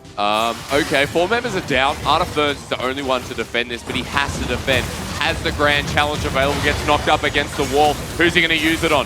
Hasn't used it just yet. They might go for the ending here. There's the grand challenge finally on Hate. He picks up 1. He can now goes for Flick as the Nexus is open. Yeah, Flick's not going to find it. Double kill for Artifernes. Meanwhile, though, a turret goes down from Corvidae. Interesting Hendrix. Oh, this is crazy. So back and forth now. But the big thing to note here is the final tower defending that Nexus has gone down from Noxide. The double towers are down, and that means they can just pile in at a moment's notice and just try to go for a win that way. Noxide need to hit back hard with this pressure that they got available to them while people are dead. Remember that mid lane is the only one for Corvidae. Zyda, no! The minions! Oh, God! But the problem is there, he's down for 56 seconds. That's huge. It's only Boss and Dragon until Hate comes up. They're going to get this mid turret. and maybe they could end Mendrix. I think they have the option to now as well. Look at them just piling in. That's going to be 3 inhibitors down. I think That's the worst minion death ever. Oh, Gotta be no. joking. They go for the fight here, and now they only have one Nexus turret to deal with. The Culling trying to defend, but Badonk is shredding through these turrets. It's a 4v5 here. Blink is getting damaged up. The Nexus turret almost goes down. There it is. Okay, Tidal Wave comes through. Boss has the grand challenge, so he can't go back in. Noxide, are you serious? No. Cider feels so bad, man. Oh, Mendrix. That is, wow. Just because of that really costed the game right there. They had the ability to defend, but they didn't because of that Zita going down, and it is frustrating to say the least. But Noxide were in control most of the game, and Corvidae put up a great fight, really overextending at that last moment there. All they need to do is get that objective, get out, try to hold on a little longer. And definitely, look, Noxide were defending for so long, they potentially put themselves in the right shoes to end it. Zida, obviously dying to the minions didn't help, but it was just a shoestring of events going for that end, going for the finisher, when maybe Corvidae could have played it back and gone for the Baron. And even if Zita didn't go down there, that would have definitely been 3 inhibitors going the way of Noxide. So it really was going to be an uphill battle from there for Corvidae. And when you are 3 inhibitors down, pretty much every objective is open towards Noxide. So it's going to be them probably losing in the end. And when Noxide pick up a win, it matters, especially at this part in the competition. We are going to go to a quick break. But we're going to have our last game of the night for you as well, which is going to be Alpha Sydney and Legacy Genesis, seeing if they can step up and, like Noxide, picking up a win. Don't go anywhere. We're going to be back after this.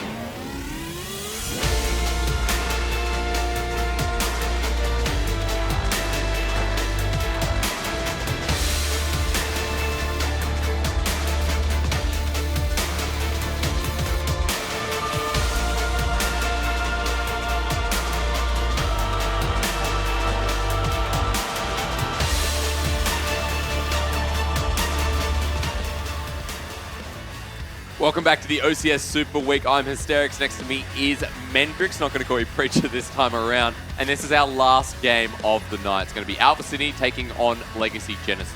Now, if you have just joined us, unfortunately, Tatum Mines Blue unable to fill a roster for tonight. Cannot play and they've had to forfeit. So that means Sin Academy pick up that win and make tomorrow a very spicy meatball because Outlaws will be taking on Sin. It'll be 4-2 on both of the teams, and they're looking for potentially that second seed spot. And it's going to be a very important game.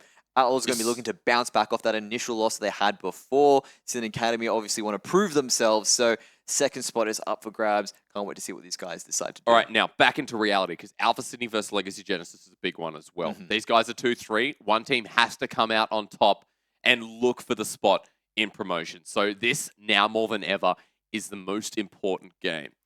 Legacy Genesis last week, Babip was a threat and a terror. And we know that his Nidalee, if not banned, if not respected, can go crazy and climb out of control. Yeah, Legacy getting that win was a bit of an upset. The first loss that Outlaws had to deal with. And really, Nidalee is a bit of a pub stomper. She is amazing when she gets going. A pub stomper. Pub stomper. A pub, yes. Is that a phrase? That is a phrase, yes. It's a pub stomp. You know, when you're a public game stomp, yeah. Oh, okay. Sorry, yeah, continue. so generally, you pick her up in solo queue. If you're really good with her, you tend to carry pretty much every single game, and that's exactly what he was able to do in that game. And when Nidalee snowballs, she's just absolutely ridiculous. Expected to be the first ban, Mendrix. I think we can safely say that Yasuo. Alpha Sydney will respect. No, or Yasuo. I mean, does Hayri put priority on Yasuo? Does Chaz? No, but instead, I mean, it's a Renekton that's been picked up countless times in the OPL. Yeah. Flares prioritize it. You know, internationally, we've got people up top that look at the Renekton and say, it's a good pick, good first pick, has a lot of priority in the top lane. He's very strong. The big thing that he has is lane priority specifically. Yeah. And really, that doubled with the further buffs that came in recently, that is why he's such a terror. He stacks it so quickly, he holds it for so long, and he just out-trades you pretty much the entire laning phase. I agree with that. And honestly, taking off the Camille is just to further that. No lane priority. And with Frogger who potentially we think is a growing top laner for Alpha Sydney, let's not get him on anything like that. The Shen has been big from Frogger too. So wonder if Legacy Genesis ban away, but finally the ban we're waiting to see. The Nidalee from Alpha. Yeah, they did decide to sort of tease it at that point in time, get rid of the Rengar first, and there seems to be a lot of focus onto Babip. Maybe they feel that if they manage to really take a bit away of his champion pool, he might fall flat and probably Legacy with it. Agree, again, but let's see what the last ban is, because Alpha Sydney have had this priority on taking away junglers. If they go for the final one in taking away Kha'Zix, I mean, Babip has something else to roam back on, but no Varus for Aldoric means that first pick could potentially be that 80 carry that we know of. That could be the Jhin. Could be the Jhin, could be an Ashe as well. As we can see, really popular in the OCS at the moment. Then again, why would you settle for that when you can get one of the fastest clearing junglers in the game? Indeed. Why indeed, man? It's going to be the Graves, though. So Babip actually picking up another really aggressive jungler is not really a surprise, because I think Legacy Genesis put a lot of faith into Babip, and he is the center point of this team. For the game that matters the most, let's get him to carry.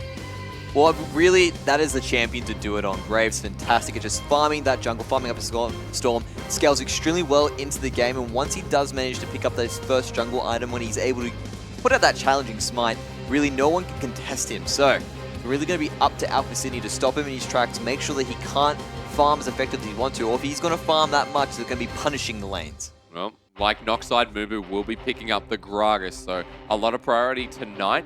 Potentially could be that flex up into the top lane, so we'll have to wait and see with that one as well. But the Brom, the Lucian, it's like the Legacy combo as well. I mean, honestly, Legacy Genesis learning from their OPL team. And they do have the perfect composition or the perfect people to learn from. I mean, you do know that they've picked it up specifically. Lost and Cupcake have used it to great effect, so they can say, yes, this is how you do it, this is when you engage, this is when you go in. So they've got a lot of resources at their disposal. And the big thing that makes them so strong is the double tap with the passive that you get from Brom. Really is able to lock someone down immediately and destroy them. Okay, so will be the Fiora picked up as well. Another thing we need to note is that Rumble was open, but not prioritized again, especially with the Renekton off the board. Rumble, now the first ban for Alpha Sydney, and it's kind of like a response maneuver coming through. Fiora's been picked up. Now Alpha Sydney look to take away that top lane. Yeah, and it is a really good move to actually ban out the Rumble afterwards as well, because the big thing is you want to put Rumble onto a tank. Yeah. If you put him onto Rumble, he's going to be able to actually trade effectively against Fiora. Put A bit of a Rumble onto lame. Rumble. Exactly. You want to put Rumble onto Rumble because Stole he can actually trade against Fiora early. Really be a lane bully, stop her from getting to that late game that we saw before. Okay, so he never gets it, though. That's the thing. Rumble, time and time again. Why is no one giving Rumby, by the way? Rumby, Rumby, yep. I have deciphered. Rumby on Rumble. Rumble on Rumby. Fair it enough. will be the priority on the Jace again, though. So looking at Hayri and how he can adapt to this meta, I mean, the Jace still looks pretty good at the moment. Yeah, he's still strong in his own right, able to bully out, but the thing is now he's sort of fallen behind against, you know, the Syndras of the game at the moment. If Syndra True. decides to go up against a Jace, Syndra generally will win it out, and she does provide a lot more utility towards that late game and the ability to assassinate immediately afterwards. Well, Remen being denied twice over here down the bottom lane might have to opt in for one of the other AD carries. So Jhin, Varus, Ashe taken away. Where else do we go? Do we look for the Cogmore as a priority, or do we start adapting and saying the Sivir? So Caitlyn, Ezreal, Sivir, again, something you could Or go Ziggs. for. Or Ziggs. Or Ziggs. There we go. There we go. Spicy picks coming up there now. And Mid-ball. that could be a flex still. Mid lane hasn't been picked up yet. So there could be them saying, you know what, you might have to deal with that. If the fact that they banned Jace and picked Ziggs is a bit interesting. Generally, you want to get the Jace and then follow up with Ziggs afterwards. Okay, so maybe picking up that Ziggs into the mid, one that wouldn't be expected, and potentially picking up the Rise. Hayri has done the Rise before, and it's a pick that has been nerfed quite massively, in fact, but it still looks to be that control pick that you want to sit in the mid lane. Well, really, actually, Rise generally is a side laner. You get him for a 1-3-1 competition. Yeah, but he starts in the mid. Of course he starts He is a mid in the laner. But he doesn't Hendricks. sit there. He likes to move to the other lane afterwards. Yeah, but eventually, where does he go? What is he? A mid laner? He's a mid laner, yes. He's a top laner too. Really? Really? Okay. He's good in lanes. All right, Mendrix, no more arguing with you. The biggest thing we need to note is that Hayri went for the Cassiopeia. However, Yes. the response is amazing because putting up Chaz in the mid lane with a Talon, and that is Yes. going to be a zigzag carry. All right, so Talon has actually been popping off quite a fair bit at the moment. He's still great on utility. He does utility. He's a utility, get it? 'Cause I'm not utility, saying anything. vitality. All right. I'm sick of you. sick of it. Sick of the words at the moment. So what he does is he has so much damage. He will snowball early, so you do need to be careful. And Cassiopeia will have a rough time because she likes to lock people down, throw out that miasma, say, you know what, you can't move here, but he'll just jump onto you before you have a chance to do that. Get his 3 procs, let the bleed do its work, and then he's a slippery character, able to use those walls to his advantage. And honestly, now that Talon has a gap close and also has an escape, looks like the champion to sort of beat this Cassiopeia. Unresponsive timing is really what we see in the Cassiopeias in the OCS, if that makes sense to you. Exactly. Is there a better word for that? A better word for that. Unresponsive timing. Is there a better word that I've missed? An unresponsive timing. So I think missing the mark? yeah, let's go with missing the mark. I like that. I like missing the mark. So the Cassiopeias in the OCS have been missing the mark quite a bit, and we've seen that the ultimate is such a great team fight. You know, potential utility, whatever you want to call it. But Hayri on the Cassiopeia, I mean, this guy has been a mid laner we want to step up, and we're now asking the question in the game that matters the most. I mean, can he? Legacy Genesis adapting from their OPL team. Question is, can Hayri look up and say, I can adapt as well? Absolutely. I reckon he has the ability to do so. I mean, it's at that point in the game where you're able to develop. You're in that point in the series where you've had time to do a lot of practice. This is really the time to step up. I mean, like you said, it is a very important game. Whoever loses this cannot make playoffs. Oh, That's right. It's a bit of a tense moment Oh, for both God. these teams right now. And Save so me. he needs to go crazy on the Cassiopeia to really, because it is a very important game. definitely. Legacy Genesis needing to step up through the whole split, make sure that they're not in this position. But now that they are, I mean, the shoulders of Babib have got to be pretty heavy because this guy has been the one stepping up so far. What we want to see now is the rest of the team following that position. But on the side, I mean, on the side of Alpha Sydney, they've had the first week wasn't great. Mm-hmm. The second week and everything following to that has been a lot better. So it's been a team that has been rapidly improving, honestly. And Mubu as a jungler has been stepping up to the level of Babib. And he's going to need to today as well. Babib, last time Mobu went up against the Graves, or last time I saw Mobu go up against the Graves, he ended up falling pretty fat. Pretty fat. Pretty Hendricks. flat. Pretty flat. He basically fell behind by 160 CS against Lisa. That is a big problem that you have to deal with. And you really do need to keep up with the farm of Graves. So if he doesn't, especially against the Gragas is all right at farming, but he will slow down as time goes on. You didn't try to call Gragas fat, did you? No. I never went for that. Just call He's big boned. Sure. Yeah. Sure, that's what that is. That's what 10 Oktoberfest does to you. 10 Oktoberfest in a row every day. Yeah, that's exactly right. It's meant to be PG, Mendrick. Yes, It's not yes. Oktoberfest. It's kindergarten. I don't know, like what, cordial? Cordial. I can't think. Look, the thing is, Gragas has Okay. been prioritized twice tonight. So there's Yes. got to be something in it. Something into making sure there's tanks back into this meta, especially in the jungle where he has so much utility. The biggest question I'm going to ask you, Mendrix, and I'm going to look into your eyes while I do it, is it worth picking up the Gragas when so much else was left open? Yes. And one of the big reasons why this is something that's overlooked for Gragas at the moment is because it's red side Gragas.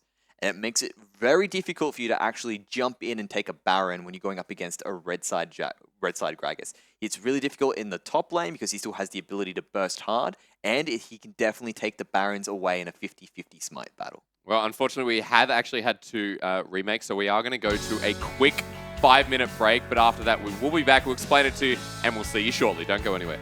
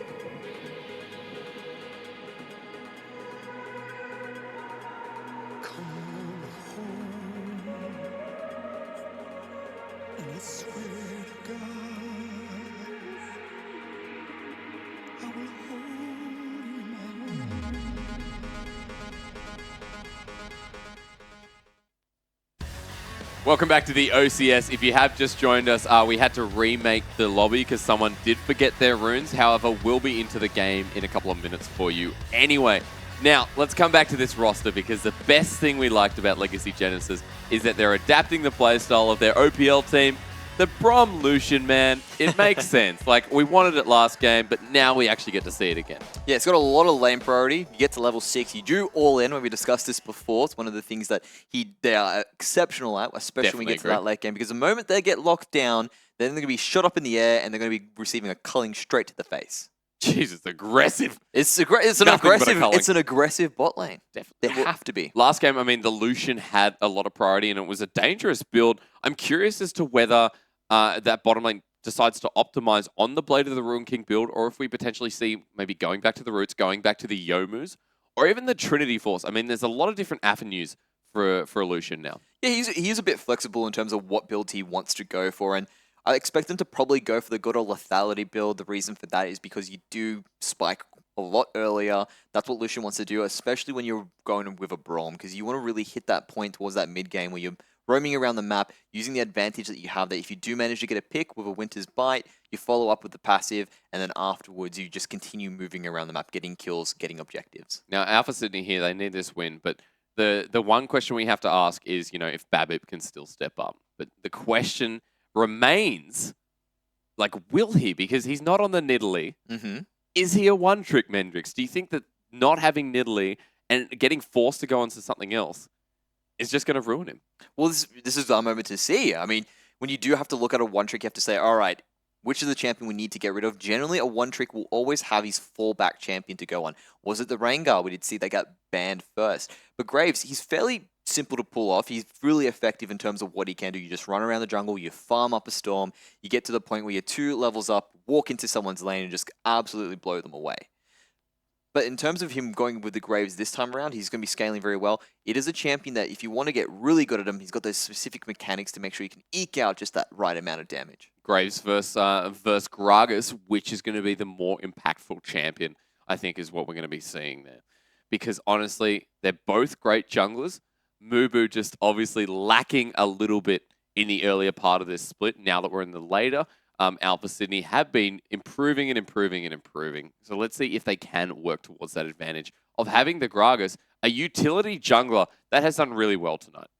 He's had his moments, and again, it's a red side Gragas as well that you have to look at it. That means that Baron is always going to be a threat if you decide to engage on it. So Legacy need to keep that in their mind as we jump into game. Mendrix, that's what I want to see on the screen. Get behind your hype train. Doesn't matter if you're in California or New South Wales.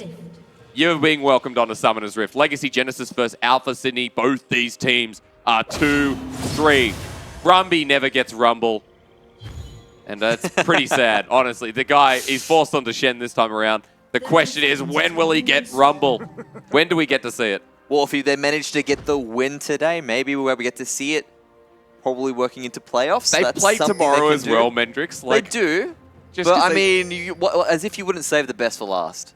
Just, you know, tease us a little bit. Oh, but if they do get the best, I mean, everyone bans it away straight away, so there must be some priority. However, picking up the Shen, a nice safe pit that is going to take full advantage of Grasp of the Undying, has started with a Doran Shield, so trying to negate away a lot of the Talon and the Fiora.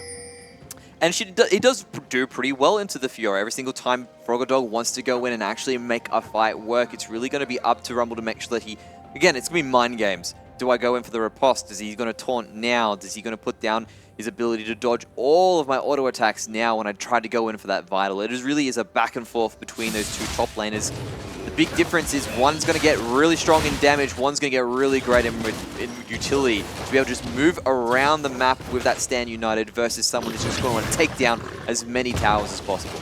Well, Mubu's gone for Hillbilly Gragas here. I like the skin choice, you know. He does have Moo in his name. I guess it makes sense, you know, country farmer Gragas, but wonder if he's going to impact mid. I mean, the Gragas from Dandane was all about Benoink in the mid lane, and now that they have a Talon mid from Chaz, it seems like it's the right place to go as your first gank. especially with how immobile you do start with the Cassiopeia. That's probably why he's running that good old exhaust, even though there's nerfs for it are coming through. And really, it makes sense for you to jump on it because there's not much reaction time, really, when you do have a body slam flash from a Gragas. You really don't get a chance to react from it, and the amount of damage that you get early from a Talon is actually preposterous. Interesting pathing coming through from Babip here. A little bit low on as he gets to his blue buff. Has actually gone for the Raptors, also gone for the Wolves. After picking up that double buff, now will hit level 3, getting close to 4. Bit of conflict coming through with Mumu as well. Going to get slowed down. Mumu will get out to safety. And that really just illustrates how fast Graves is at jungling. If you look at it in terms of Mumu, he's only got 5 minions at the moment, whereas look at Babip, able to get an entire camp afterwards, and this is big if he manages to actually get this as well. Mumu is sitting on the side here, waiting for Babip to clear the camp and take a bit of damage. Do see Vitals proc, but not sure who got it there. I don't think Babip got the big Raptor. It's going to be hard to say. We didn't really get a chance to see, but really it is the worst. Junglers hate it when you take the opposing jungler's Raptor camp. It gives the most experience in the game in terms of all the camps out there at the moment. So whenever you see that happen, you sort of sit back going, God damn, he's going to be ahead of me now for the next X amount of minutes. I need to make something happen or just hope that he doesn't go too crazy. You sound like you play jungle, Mendrix. Oh, I do. I dabble in it from time to time. Dabble? Generally I've been playing dabbing? top lane Renekton. Like dabbing in League of Legends? Dabble? Dabbing. I'm not too sure. Double trouble? Yeah, close. Very close to double trouble. Double trouble. Mumu, he has walked to the top of this lane. Will actually get spotted by a ward. See that he's level behind a Babip right now. Has to back on a bit of an empty stomach. Picks up the refillable potion, so that is going to be very important there. Amplifying Tome and Boots. Going for a bit of early game damage, bit of a spike, but still not enough for him to get in this mid lane.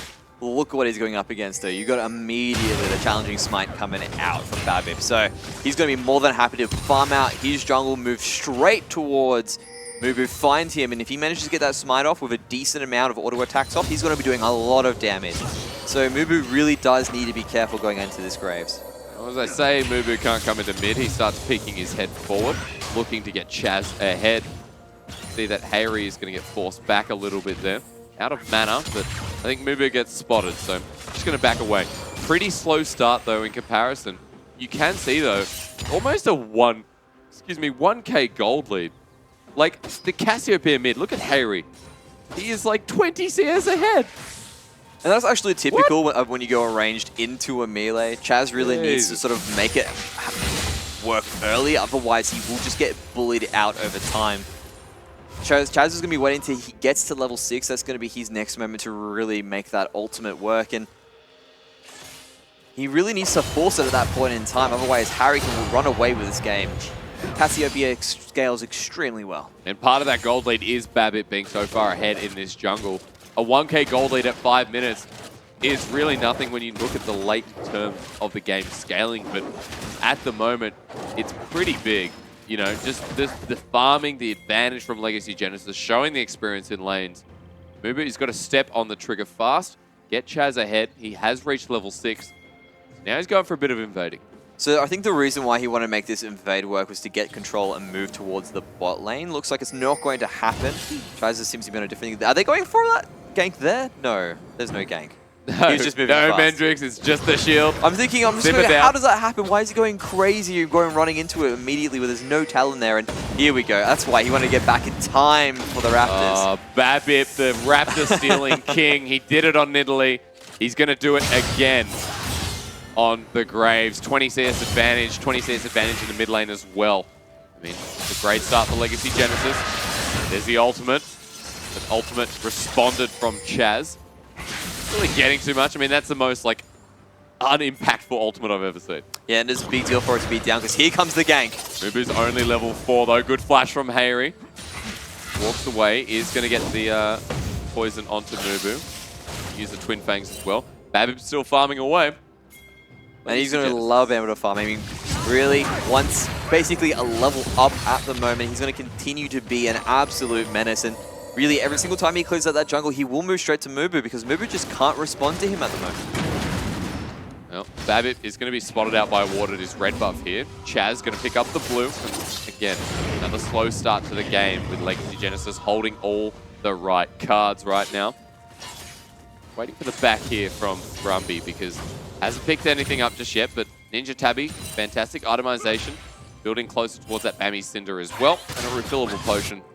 Pretty standard stuff for Shen. What I love about Shen is the moment he does back and he's past level 6, everyone on the map needs to just be so careful. They can't be aggressive, they can't do anything. And Frogodog just needs to push in as fast as possible. That's the big thing. As you can see, he's trying to do it now. Rumby's going to be making his way back up to that top lane. And this really does stop him from using his ultimate effectively. Well, Rumby is going to lose a lot of this wave. Frogodog has pushed in quite nicely. Curious to see how they use this 680 carry, though, on the side of Alpha. I mean, there's a lot of burst potential from this lineup. And then you got Frogodog, who's going to be sitting in the side lane. I mean, do you run some kind of split comp with Chaz, or do you just go for the pick potential? You really just go for the pick potential. The big thing that Chaz is, or his big advantage is, he just wants to push out that lane, basically exploit that mobility that you're not going to get against the Cassiopeia, and start snowballing your side lanes. And then hopefully from out of the chaos, basically, you win the game. Well, Mubu is going to do a bit of invading of his own as he picks up the blue buff of Aerie. That's going to impact the Cassiopeia, especially from trading. Doesn't seem to really be the case just yet. See if that changes with the 25 CS lead. Has the tier, has the Seeker's Armor Guard. Babbitt, this is his response. Yeah, they're going to make a dive happen here. This is a great thing when they're both level 6. There we go, boys and girls. Very early Stand United, maybe not as it comes through. Misses the Shadow Dash. Good ultimate, but that's going to be first blood coming through from Rumby. Babip is chasing down Luminium. Meanwhile, Frogodog is coming. Grand Challenge goes on to Harry, who gets the slow, gets the stun. Frogodog has to flash away. Collateral damage misses in the end. Here's Talon, though. Chaz able to pick up a response kill. Mumu comes in. This fat guy is getting everything in the right places. Double kill comes through. Explosive cast, but a culling he has to take. Aldoric trades it back. A 3 for 2 in the end. And we're still not done. Luminium gets a stun.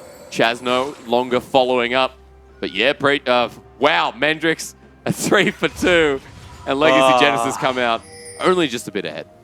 That was a bit insane then. I guess it didn't. They came out a little bit ahead, yes. But this is what I was talking about before. In the first game, they made a dive similar to this, and it worked out because of how far ahead they were. Legacy do the same thing, but to be honest, they didn't have the same effect. And that's what happens when you dive in between two turrets. It is such a rock and a hard place once you realize all your ultimates are down. Definitely going to impact them. I mean, going for that dive a bit too ambitious. But 2 kills do go over to Mubu on the Gragas. So maybe not as impactful as giving the kills over to Aldoric, who now has 2 and can just flat out pick out the Yomus. That is right there. I mean, both these teams, they definitely have different execution points that they're trying to go for. It isn't your typical 1-4 for both of these teams. You can put Talon into a side lane if you want to do a 1-3-1. But the big thing is when you have a Ziggs, he's a bit susceptible. He's not the most mobile champion. So when you try to put him in that 1-3-1 lane, he actually has a big issue with that. Legacy's definitely 1-4. These guys will be grouping up, putting Shen in the side lane, and really relying on the scaling of Cassiopeia and Graves to really take them towards that late game. Whereas Alpha Sydney have got 2 great scalers. They've got that Ziggs, they've got Fiora. So, I mean, very explosive in that late game.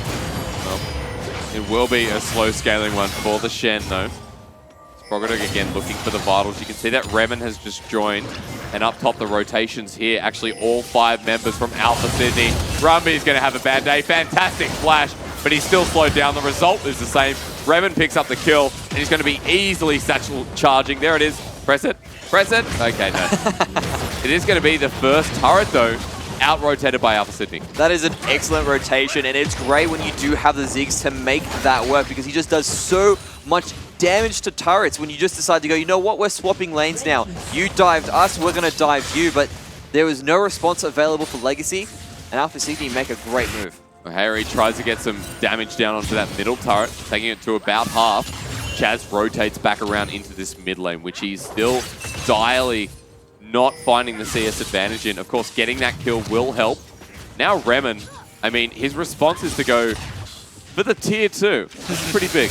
And it's very close to going down, but here we go, Chaz. Over the wall, hardcore parkour is not going to save him.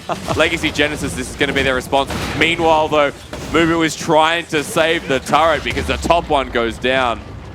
And it's really good from Alpha Sydney so far to bring up the fighting gun to Legacy Genesis. And this is a game of dives at the moment. They say, I dive you, you dive me, then I dive you again. Legacy Genesis really are finding their responses when they can, but that tower in the top lane has been chunked. Alpha City can just simply continue to rotate around the map and say, no worries, we'll send Ziggs here, we'll send Ziggs there, and he'll use that Satchel Charge to delete turrets wherever he can. Well, First Dragon is a Mountain Drake, and Mubu's going to clear up vision, prepare for the eventuality of taking it down. 13 minutes into this game, scores are even, but the gold is still in Legacy Genesis' favor, and you can see that just purely because of the farm discrepancy on the map. However, up in that top lane, Rumby and Frogger you can see that there's a big disparity between them. That's 600 gold, that's 30 CS, and 3 assists on the side of this Fiora is proving to get Frogger ahead and potentially get him closer to that first item. That's right, with a lane pushing into him as well, that CS lead can only grow, and really this is what happens to a Shen as time goes on up against the Fiora. That's what happens to all tanks that go up against Fiora. Eventually she does outscale him, doesn't matter how good your mind games are, unless you're well and truly ahead, unless you're absolutely destroying everyone. She will get powerful enough to deal with you or deal with anyone that comes her way. Mubu not taking any part in that ultimate as Chaz walks away once again. Pops the ultimate, is level 10 in this lane, and is slowly catching up. But went for Youmuu's first. I mean, interestingly enough, do you think potentially Chaz should have picked up the Hex Drinker and then try to itemize around it? That's an option that's available to you. You do want to try and get your lethality as fast as possible, especially as it does give you that extra movement speed around the map. So if you're really trying to make ganks happen, which is something that's actually he's been doing as soon as he's picked up the Youmuu's Ghostblade, we've seen him move towards the top side immediately. We've seen him move towards the bottom side. So now, really to justify that purchase, he needs to be running around the map and getting those roams off. And with all these towers going down so quickly, seems to be he won't be able to get that chance. Mountain Drake does go over to Legacy Genesis after winning that lane in the mid. You can see that that's going to be massive. Next one's going to be Cloud, so again, slowing the game down. However, I want to pay attention and get everyone's focus on Babib's CS at the moment. I mean, the guy is 40 CS ahead of Mubu. Like, honestly, it's beyond incredible how Babib has amazed us as a jungler through this split. Although Legacy Genesis hasn't been picking up the wins, it's like this team has developed in their own right, and Babib has gotten better and better. Both teams, that Alpha City's also been doing their incremental improvements at the moment. And even though Mubu may be so far behind in CS, he is still one level below him, which means he's relatively keeping up in relevance. Maybe deciding to go relatively keeping up in relevance. It sounds like one of my lines. Relatively, it is one of your lines. I was saying relatively in relevance. Shouting you out at the moment. Is it not the same thing? Sorry? Is it not the same thing, Medrix? Oh, to be honest, they work. It works in a sentence. Well. Meanwhile, there's an explosive cast. Yeah, does send Babib to the side. Rumby ulting just for good measure. Will be a wasted stand united, but Rumby still has teleport available. Just sends him back into the side lane. So you know why he just decided to use that as a quick point to get to mid lane and alright, I'll head back to bottom now. And yeah, everything's sort of just stagnated once again. They're looking for some sort of fight, maybe some contention in the mid lane. That seems to be where they're going. They're going for it. Harry caught out, has to flash his own good petrifying gaze, but he's going to get bursted down. The bomb destroys him, and Frogger cleans up the kill. Will get Babib, but not to his liking. So 1 kill and a pick. Alpha Sydney starts sieging mid. And that was well done by them. That's the strength. They're going again. Oh, the Vital's there, waiting for the lead. There it is. Procs into Babib, who has to flash away. Meanwhile, a turret goes down in the top side. They will get the one in the mid. And this is a great response for Alpha City. I mean, to get the kills and to get the turrets as well, they've got the inside track. They really can't deal with it. Chaz fancies his luck onto Rumby. He followed him over. Warlord Shen says to battle and walks away. But Alpha Sydney, they will find themselves another turret, potentially. Good flash with a stand behind me. Culling is here, goes into Aluminium, waiting for one more proc. The flash comes through. Great stand unite, sorry, Shadow Dash. as Aldoric picks up the kill. Well needed by Legacy Genesis, but they do lose the turret in the end. That's right, but Chaz is getting pressure in the bot lane. He might be able to take this as well. Seems to be just trading objectives around the map, and that Mega Inferno Bomb might be available for Ziggs when he does finish that back, so I don't think Legacy Genesis can really get an objective off this, even though they managed to get the kill, but Harry fancies his luck. Okay, Harry, can you get the 1v1? That's the question. The Twin Fangs are going to be doing a lot of damage. Finds the poison and the exhaust. The flash is there. Tumbles over the wall, and Parkour will save the beast. Yeah, it really is strong to have that parkour. I wouldn't mind to see a tank talent. I think that'd be a bit obnoxious to deal with. Why? Because you won't be able to kill him. He'll just parkour over walls every single time you try to catch him out. Yeah, but no one's going to chase him then. That's not the fun of it, Mendrick. But he's going to be split pushing. Yeah, no he won't. Yes, he now will. Put him into team fights. Just press R and like, oh, where's the tank? What else? Well, I'm not talking about the viability here. I'm talking about how obnoxious it would be. All right, Tanker Carly, main. We'll talk about that. Okay. Sorry for playing Tanker Carly. Well, something that's not as great as Tanker Carly is how the Shen's going at the moment. I mean, behind 44 CS has the Sunfire Cape as the first priority item, denying a lot of AD. But I mean, when Remen attacks him, it's very noticeable at this point in time because he's got the Morellos, he's got the flat AP, and he's just honestly doing so much as this Ziggs APC. Yeah, just the fact that he's able to keep up, he actually will outscale the solution, and really, this is his strength. Look at him actually just shred this turret. Well, Lich Bane you can expect to be next on the menu as Satchel Charge finishes it off. Legacy Genesis, they opt in for the bit of a base race here. There's not a big enough wave, so Rumby is sent to defend. Interesting. So this is going to be a Ziggs basically base race up against double AD. So they have the possibility to make this work. Cullen comes through, Plug does pick up movement, but here's Frogger going in for the 1v3. He gets stunned up. No, unfortunately, Plug is the hero. Rumby now opts into topside, and this is a base race they can win. They need minions. We need to wait for the minions. Nah, Mendrick's got tanks. Send him in. They can't win if Ziggs is there. Well, he is backing off. A bit of a slow back. Harry there to respond in the bottom lane just in case. But a 4-man unit will push top. I'm not sure if there's anything Chaz can do about it. That's a good Mega Inferno bomb. They might have to back off, so maybe the ultimate was enough. Yeah, every single time just gets rid of all his minions. Chaz is jumping in. Goes on to Plug, walks for the third hit, finds it with Remen sealing the deal. And it's a back and forth, Mendrix. The gold is now even once again. Luminium fancies his luck now. He's just trying to run on in there, see if he can actually catch someone up so fast as well. But he's running into 3 players. Yeah, does find Babip in the end, who is going to try and get the Scuttle Crab, but doesn't know that the rest of Alpha Sydney are going for a bit of a hard push. Harry is there for the response. This is a new side to Alpha Sydney, sort of playing, I was going to say playing with their food. Playing with their food. Yeah, but it's honestly, it feels like Legacy Genesis are doing the same thing. Mubu is looking okay on the Gragas, but I feel like Alpha Sydney as a whole have improved a lot this week. I feel right now, Alpha Sydney are playing this sort of objectives are key. We're going to look for the picks, get the objectives. Legacies are sort of playing into that game. I mean, ideally, you want to try and do your 1-4 or your 4-1 composition, and Alpha Sydney are just moving around the map so fast. They're making plays. I mean, they were down for a fair bit at that point in time, and Legacy, actually Alpha Sydney were down first. Then Legacy decided to throw a little bit there, need throw some a help bit away. Need some help? I've dropped something. Do you need some help or not? No, I don't need any help there. It's just an ebb and flow between these teams at the moment, and I feel if it goes to late, Alpha Sydney are going to win this. Well, I think the way that Frogger is going, starting to manage those 1v2s, not the 1v3s just yet as we're opting in. Chaz is getting massive. I mean, 1-1 and 4 is a little bit behind in CS, but has that kill and all those assists, ramping him up with Edge of Night, with Yomu's Ghost Blade. I mean, the guy is going to be doing the assassination dance around Aldoric, and Plug has got a big job ahead of him. So being an assassin, all you really need is your major core items, and you're generally going to be fine against any squishy that you go up against. So gold's not the biggest deal. When you look at Cassiopeia, though, being a control mage, you really do need to make sure you have that gold. So both of these guys really are playing to their strengths. The fact that Chaz has managed to catch up in CS, he actually was at a detriment before, is actually really impressive. And this game is just really had that point in the stalemate where whoever gets the next pick gets to dictate the next objective. Legacy Genesis are controlling the ward scrimmage here, taking one away. You can see down in the bottom lane, look, Frogadog is going to continue to be annoying.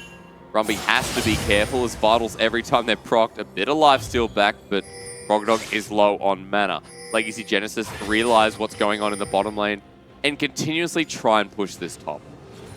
So, I mean, at the moment, looking at that top lane there, and you do have Legacy's ADC doing pretty well at the moment. He's up in CS, decent in terms of his kills, but he has opted in for that massive mid-game spike that we talked about previously. And Remen, though, Remen will outscale with time, considering the build that you do have coming out of is it Aldoric? Aldoric. Nice. There we go. 10 out of 10. Look, 10 out of 10. Aldoric, Good though, job. I mean, he's 3-0-4 at the moment. Looks like he's going for the rapid fire cannon after picking up that Yomu's. I mean, the guy has 30% CDR.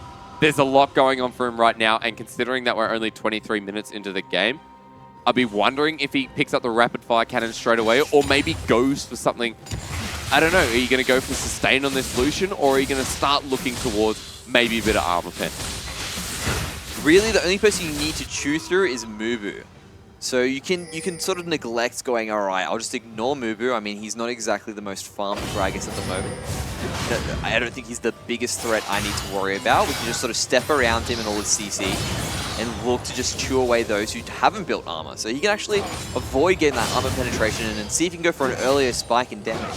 Let's see if he prioritizes going straight for that rapid fire cannon. On the other side of the rift, you can see that Remen does have the Luden's Echo available to him now. Will be doing a lot of wave clear. But this Ziggs APC, I mean, it's honestly been a pick in relation to, we have an AD mid. Let's put Ziggs down there. I mean, he has the wave clear. And I feel like it adds a lot to this composition from Alpha City in terms of them now actually having that wave clear. Can focus on other things, like kills from Chaz. Absolutely right there. A big thing that it also does is allows Chaz to actually get the flanks off that he needs, because really, who's the best at holding sieges? Ziggs is one of the best at doing that. Yep. Every single time you try to go into a siege as a 5-man unit, you really can't deal with the amount of bombs he'll be throwing out. He'll just be sitting there knowing no worries. And if really it is becoming a problem, if he can't cope, he'll just use his ultimate. And that allows Chaz to sit back in the shadows, wait for his moment to strike. So it does set him up a little bit. So it gives a little bit of synergy towards that mid lane, and it is just one of those cases where he's a flex. It doesn't give away your plan. He could go mid, he could go ADC. He was picked up first, and it allowed the Talon to be a bit of a spicy counter pick. I mean, Frogadog right now is just so far ahead. You saw the gold just then. With 2 kills on the board and a lot of extra gold, it just looks fantastic for this Fiora right now. A siege is trying to come through from Legacy Genesis, but the cooldown reduction from Remen is proving hard to siege against, because this Ziggs pick is just working so much better than we thought.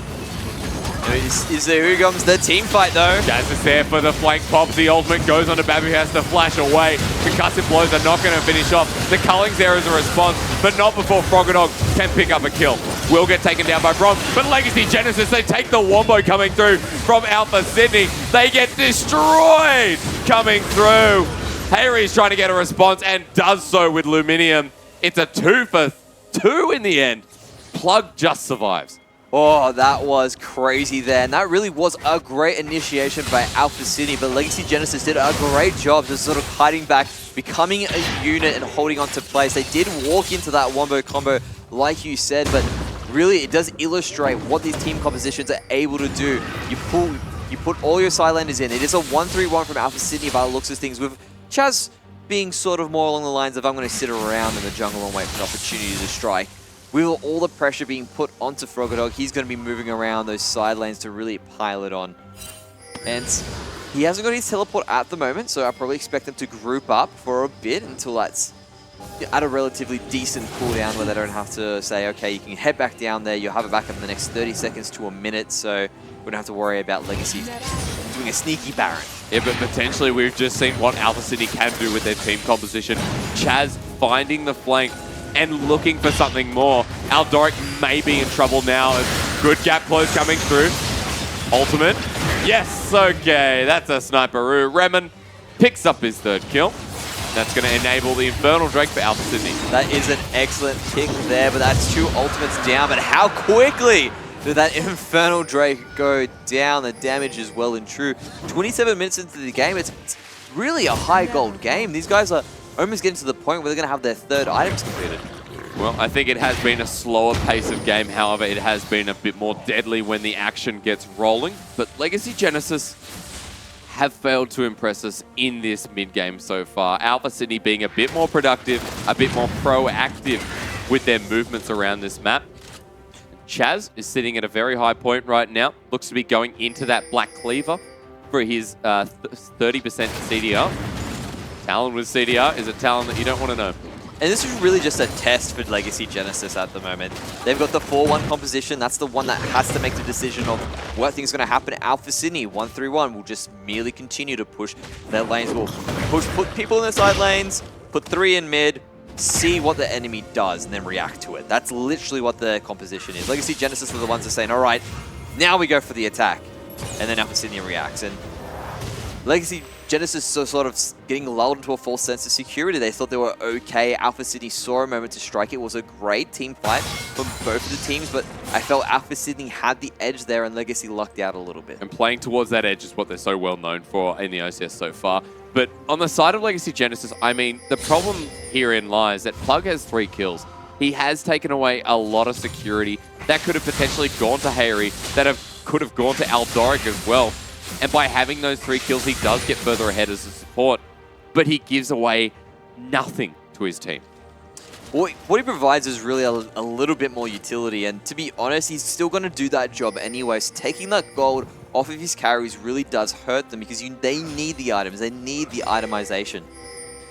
And this is starting to pay back. This is really the point where it's starting to scale up. He doesn't scale. He's going to continue being what he does. He's going to be a CC bot, a playmaker. That's his big thing. Sure, he's going to be a little bit more tankier, but really at the end of the day, if he's still standing and his damage is not, the other damage will just kill him. Well, Alpha Sydney now, they take full advantage of Legacy Genesis being behind that gold margin, only by 500, so a very narrow gap. But they've got these lanes pushed out. You can see that they have sent Talon into the top lane.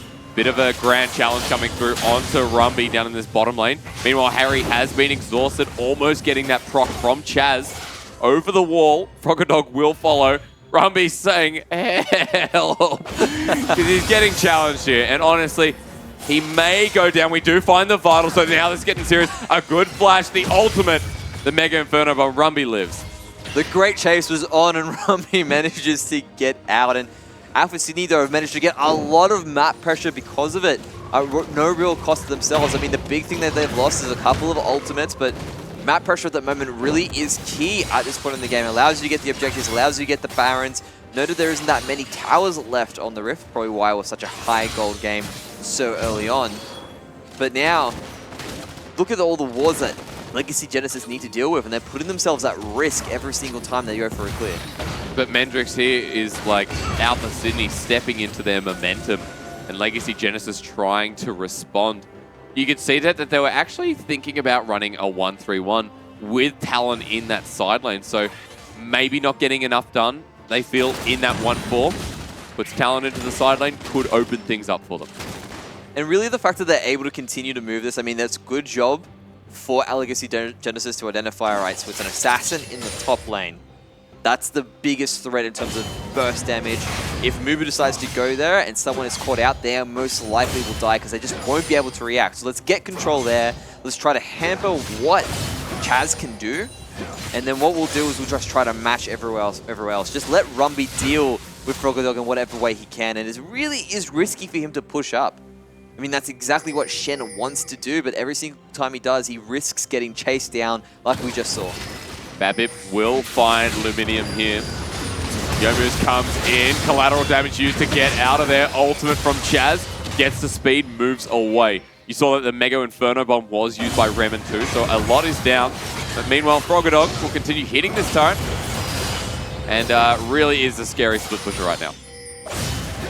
Manages to get a really good trade there, but that is a Titanic Hydra with Spirit Sarge. I think they might jump on towards Mobo here. No, not too much happening. A good flash there. coming through from Luminium. I mean, You see that the Glacial Fissure was used from Plug. So again, a lot of ultimates are down on both sides.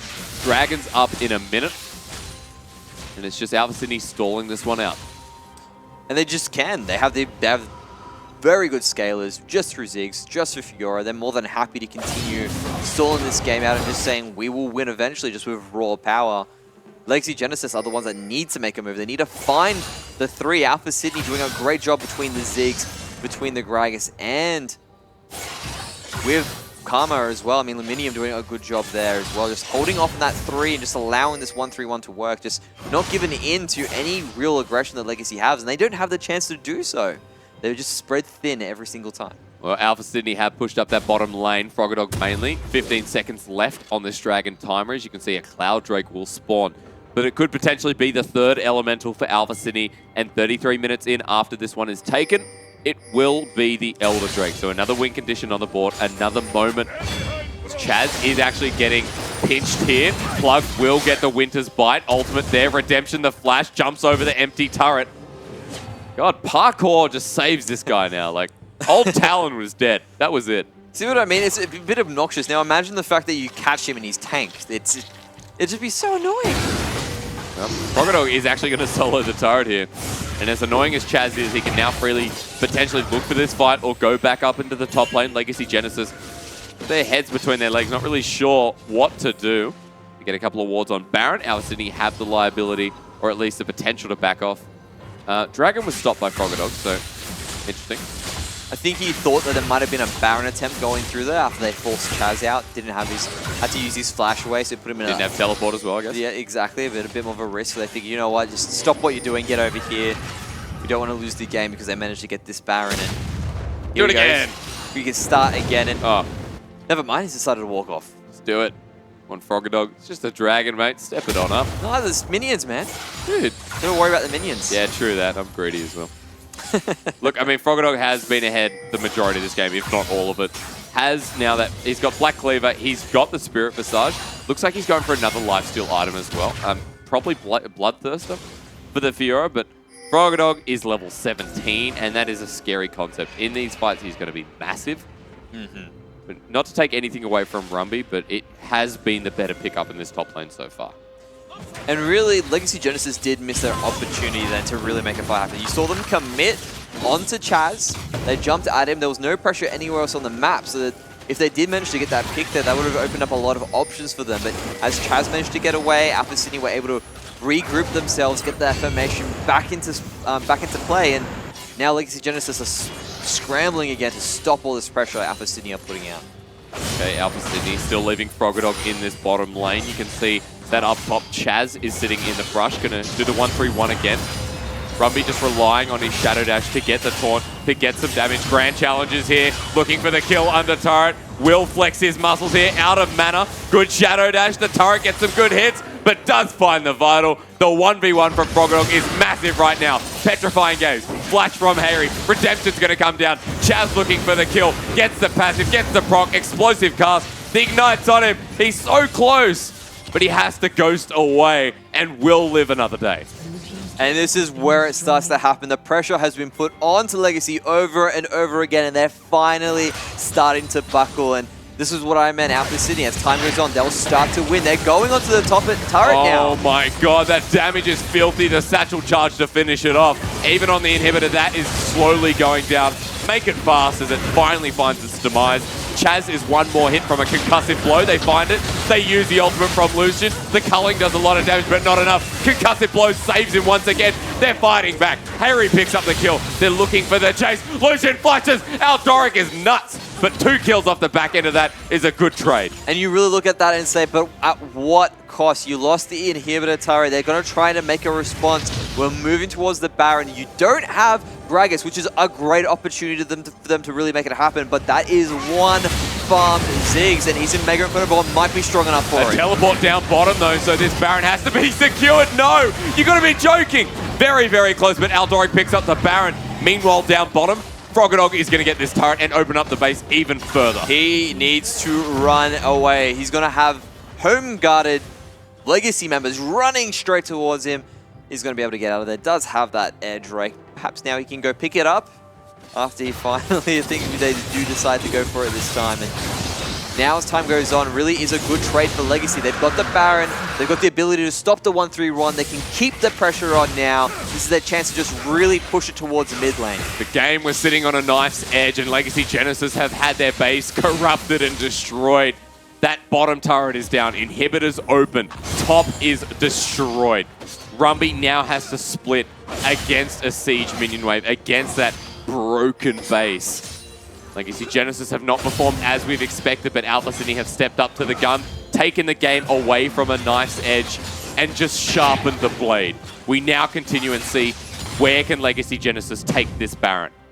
And they really do need to just make a move of it now, because Alpha Sydney will be up to their old tricks. They will literally just continue to push those side lanes. And you need to force them to say, all right, we need to back to deal with it. And Lucian sometimes has problems with walls. Look, Relentless Pursuit is used to get over walls, so I can't really say anything but try again next time. Froggadog is still in this bottom side lane. Plug is going to be the one to respond. That's something you do not want to put up against. Brom, 1v1 me on Brom. Like, I understand he's got a big door, but you're going to need a bit more than that to deal with a late game Fiora. It's not just him, Mendrix. He does have Eldoric there. Like, you're not going to send a Brom to deal with a side wave. Oh, yeah, you couldn't see him because Brom's picture was so big on top of it. It's just a big moustache. It's just, yeah, basically. Just say, I've got a door and a moustache. Come at me. And then behind the door comes out Lucian. Great. Knock, knock. Who is it? Lucian. Lucian. How you going? Take a Cullen. Fresh. Did bad things to my family. Oh, God. Oh, no. Rumby is really struggling with this wave. He has actually had to force the Titanic Hydra coming through, which he was building up anyway, but now has the Guardian Angel, now has a bit more to offer this team composition of Legacy Genesis. Alpha Sydney still crushing the map. The Baron buff really hasn't been utilized by Legacy Genesis. They haven't found anything except more defense and a little bit of extra gold to close that gap. And now where this starts to get dangerous is, I mean, 70 gold basically a piece for both these teams. Everyone's starting to finish their items. Getting caught out is a really big option or a really big threat you need to look out for. And even if you're doing so well, Alpha Sydney have been doing great with the split push in terms of their pressure, it starts to favor Legacy Genesis a bit, because all they need is one good team fight and they can just run it down a lane and win the game. Well, Froggadog has stopped splitting, started moving down mid. Maybe will be going to the bottom lane or going for a bit of a pick. The rest of Alpha Sydney are still looking comfortable, but remember the knife's edge continues with a 1k gold lead for Alpha Sydney, 3 elemental drakes, and the Elder is the next to spawn. And the Elder, win condition definitely for Alpha Sydney. This is going to force Legacy Genesis into a decision. They'll probably decide to go, yep, let's decide to throw our mid lane towards that top side, really get a push going there. The moment that everyone starts to react to that, they'll just drop their way towards that Elder Drake. Actually, I meant that the other way around. They're going to move towards the bot side, force pressure there, and then once they manage to put enough pressure out where people have to respond to a split pusher in the top lane, they can take the Elder Dragon. Okay, Mendrix, an interesting itemization from Froggadog. At 40 minutes in the game, he's decided to go for a Blade of the Ruined King instead of a BT. Now, is that because you have a double front line in the Brom and in the Shen?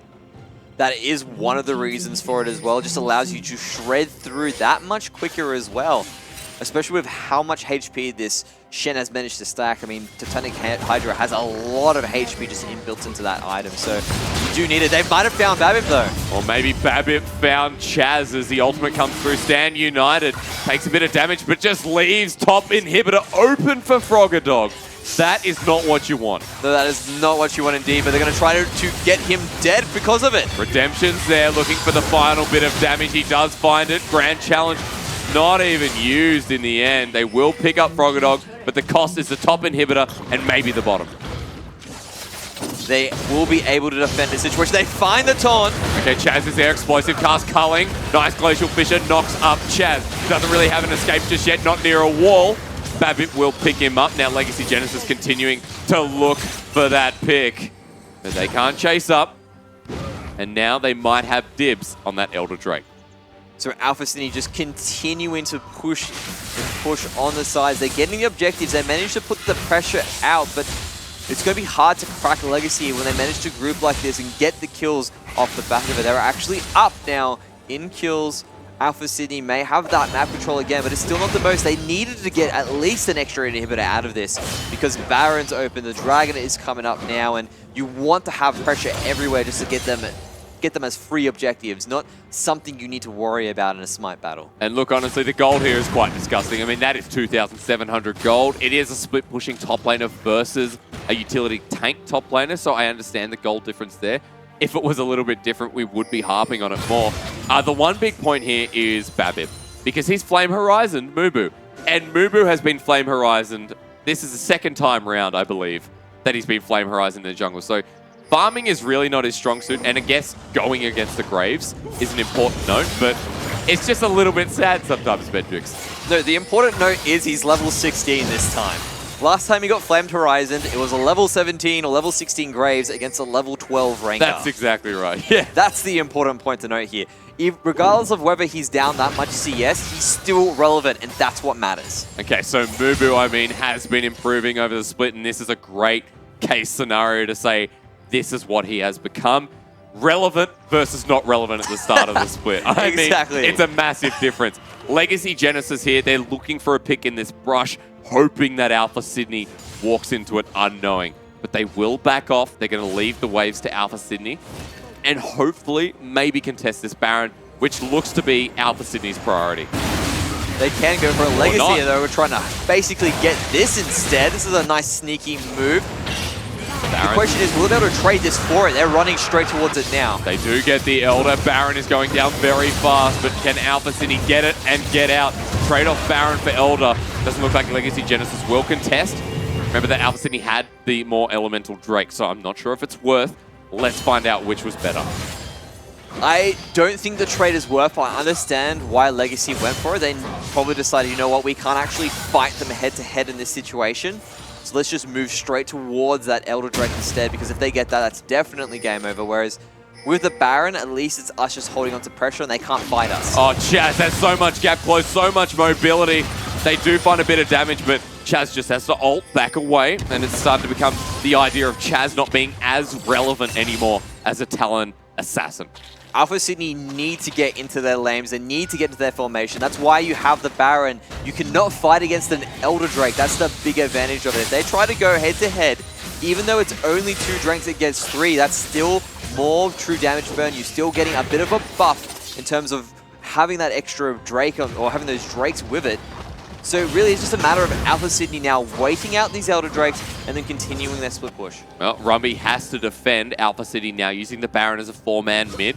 Might be rotating that Fiora down into the bottom lane. They are a little bit scared of Legacy Genesis right now. Remember that Legacy, they do have they do have that Elder, but the time is not as long. 90 seconds on that Elder Drake.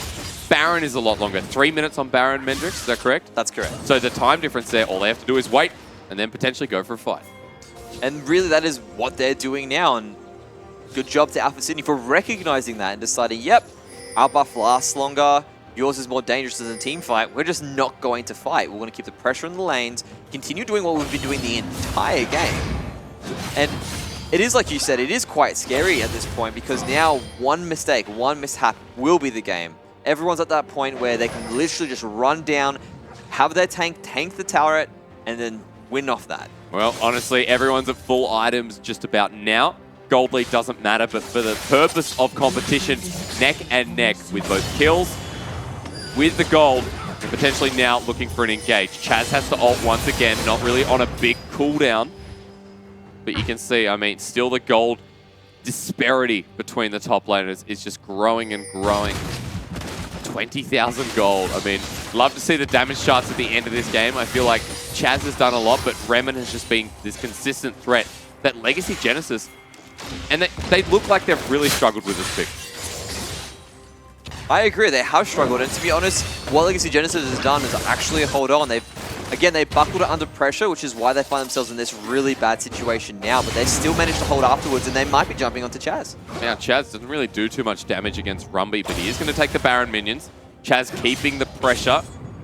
Alpha Sydney running a 1-3-1. We'll be going on to Babib here. There's the grand challenge. Gets the first proc, looking for the second. There's a Stand United, gonna go onto Frogadog. Good interaction from Mubu there. Collateral damage goes the wrong way. However, Babbitt goes down. That's the first bit of priority. Alpha Sydney collapsing onto Rumby. Glacial Fisher goes onto Mubu. Mega Inferno Bomb hits 2 people. One of them is Aldoric, whose Sterix Gauge jumps into activation, but now the base is getting crushed. Baron looks to be the better trade-off here. Legacy Genesis struggling to defend. And as per usual, when it gets to late game and there's a Fiora, it always seems to start with that champion jumping straight onto Babbitt with no fear. Has that GA, knows can take so much, and that really was the catalyst for the team fight. That seems to be the nail in the coffin for Legacy Genesis. Are they going to back away off of this? Might as well. You got the 3 inhibs. Let's get elixirs and come back and get a decisive victory. Well, Legacy Genesis do defend for now, but Alpha Sydney, you can see their explosive sieging power. Bremen did run out of mana, potentially the reason they backed off. He's just going to pick up the blue buff, get back up. The 1-3-1, a very dangerous comp from Alpha Sydney, but their Baron buff has run out. They're going to have to reset, rewind, and look at how they can close this game. Well, I don't think they need to look at how, they just need to run it down mid. Great. Fantastic analysis. How do they end? Oh, run it down mid, boys. They just run it down mid now. Just wait for the minions Jukes? to fill up. No, this is not an ARAM moment. This is oh my god, there's a lot of super minions. It's not moving. Aram. It's ARAM. Sorry. ARAM. I called it Aram. I used to call it Aram because it was like... Is this another Kassadin moment? No. Yeah, sort of. Sort of. It's Aram. Like it's... ARAM, it's ARAM. Okay. Well, Alpha Sydney here will be pushing those 1-3-1 once again with Chaz down in the bottom lane here, looking to find the last bit of objective on the map. All inhibitors are down. Alpha Sydney are happy to go through. Ultimate happy to be popped again from Chaz. Babbitt trying hard on this defense, but gotta be careful. Frogadog is huge. This is just them continuing the same strategy. Let's put all the pressure down, and eventually Legacy will buckle, and Legacy need to find their last stand. They need to make an engage work, and they're going for it now. Glacial Fisher goes on to Remen, locked back. They want this win pretty hard. Explosive cast hits no one. They get Mubu. Redemption heals him back up, though. Mega Inferno Bomb does a lot of damage. Plug has to use his own Redemption, but not before the GA can be popped. That is going to be a dead Rumby. He will go down. Grand Challenge finally used, and they go for the Nexus turret. And this is everything here. When you have this many minions now, really, it is just too easy for them to continue. Double kill, deaths flying everywhere, towers going down everywhere. Good job for Alpha Sydney. Legacy Genesis unable to defend that one and constantly getting pushed back by Alpha Sydney. It will be Alpha Sydney taking that win, going up to 3-2 and separating themselves from the rest of the pack. With Legacy Genesis taking another loss, things look dire in the competition for them. Well, now they can't make playoffs. That was the big thing. That was a big decider in the specific competition. And Alpha Sydney played that out perfectly. They had a 1-3-1 comp. They executed on it. They executed on 1-3-1 the entire time. Yeah. Even when I was like, you know what, just run it down mid. You've got super minions. You might as well. No, Mendrix. We will do 1-3-1. We will continue to do that. No, that's them talking to me. And and they decided to just crush them from that. Just map pressure the entire way. Sure you're not talking to yourself? God, you're turning more and more like me every single day. Look, Legacy Genesis, of course, look like the stronger early game coming through. I liked what Babip had to offer on this Graves. It felt very similar to the Nidalee, but it wasn't the Nidalee. At the end of the day, that pick is his comfort for a reason, and there's a reason that teams need to start banning it away. I agree, but the big thing is that Legacy just didn't commit to any sort of play. The only real time they did, they had a little bit of light shining there where they decided, all right, we're going to send Graves down bottom. We're going to use our Shen ultimate as well. We're going to do a great dive. It didn't work out for them because, again, it's between 2 turrets. Proactive sort of play, yes, but the big thing is that Alpha Sydney were able to shrug that off, continue to execute their composition, and then Legacy just didn't make any decisions afterwards. They said, all right, we're going to wait for an opportunity. No opportunity. It never really came for them. They've managed to get a few team fights, but every single time Alpha Sydney reacted, getting an objective off the back of it. Well, a very strong start to the Super Week, Mendrix, but there is more content coming up tomorrow and on Saturday as well. OPL will be resuming on Saturday at 3 p.m. You can also check out the podcast for the OPL show, which is coming out tomorrow. So stay tuned for that. Go to soundcloud.com/the OPL show, where Spawn actually has a bit of a talk about the OCS teams in comparison to the OPL as well, and talks about the Chiefs. Stay tuned for that. The OCS will be back with you for epic Super Week action tomorrow, Friday, live from 6. I've got a pen. I'm Hysterics. That's Bendrix. See you tomorrow. Ah.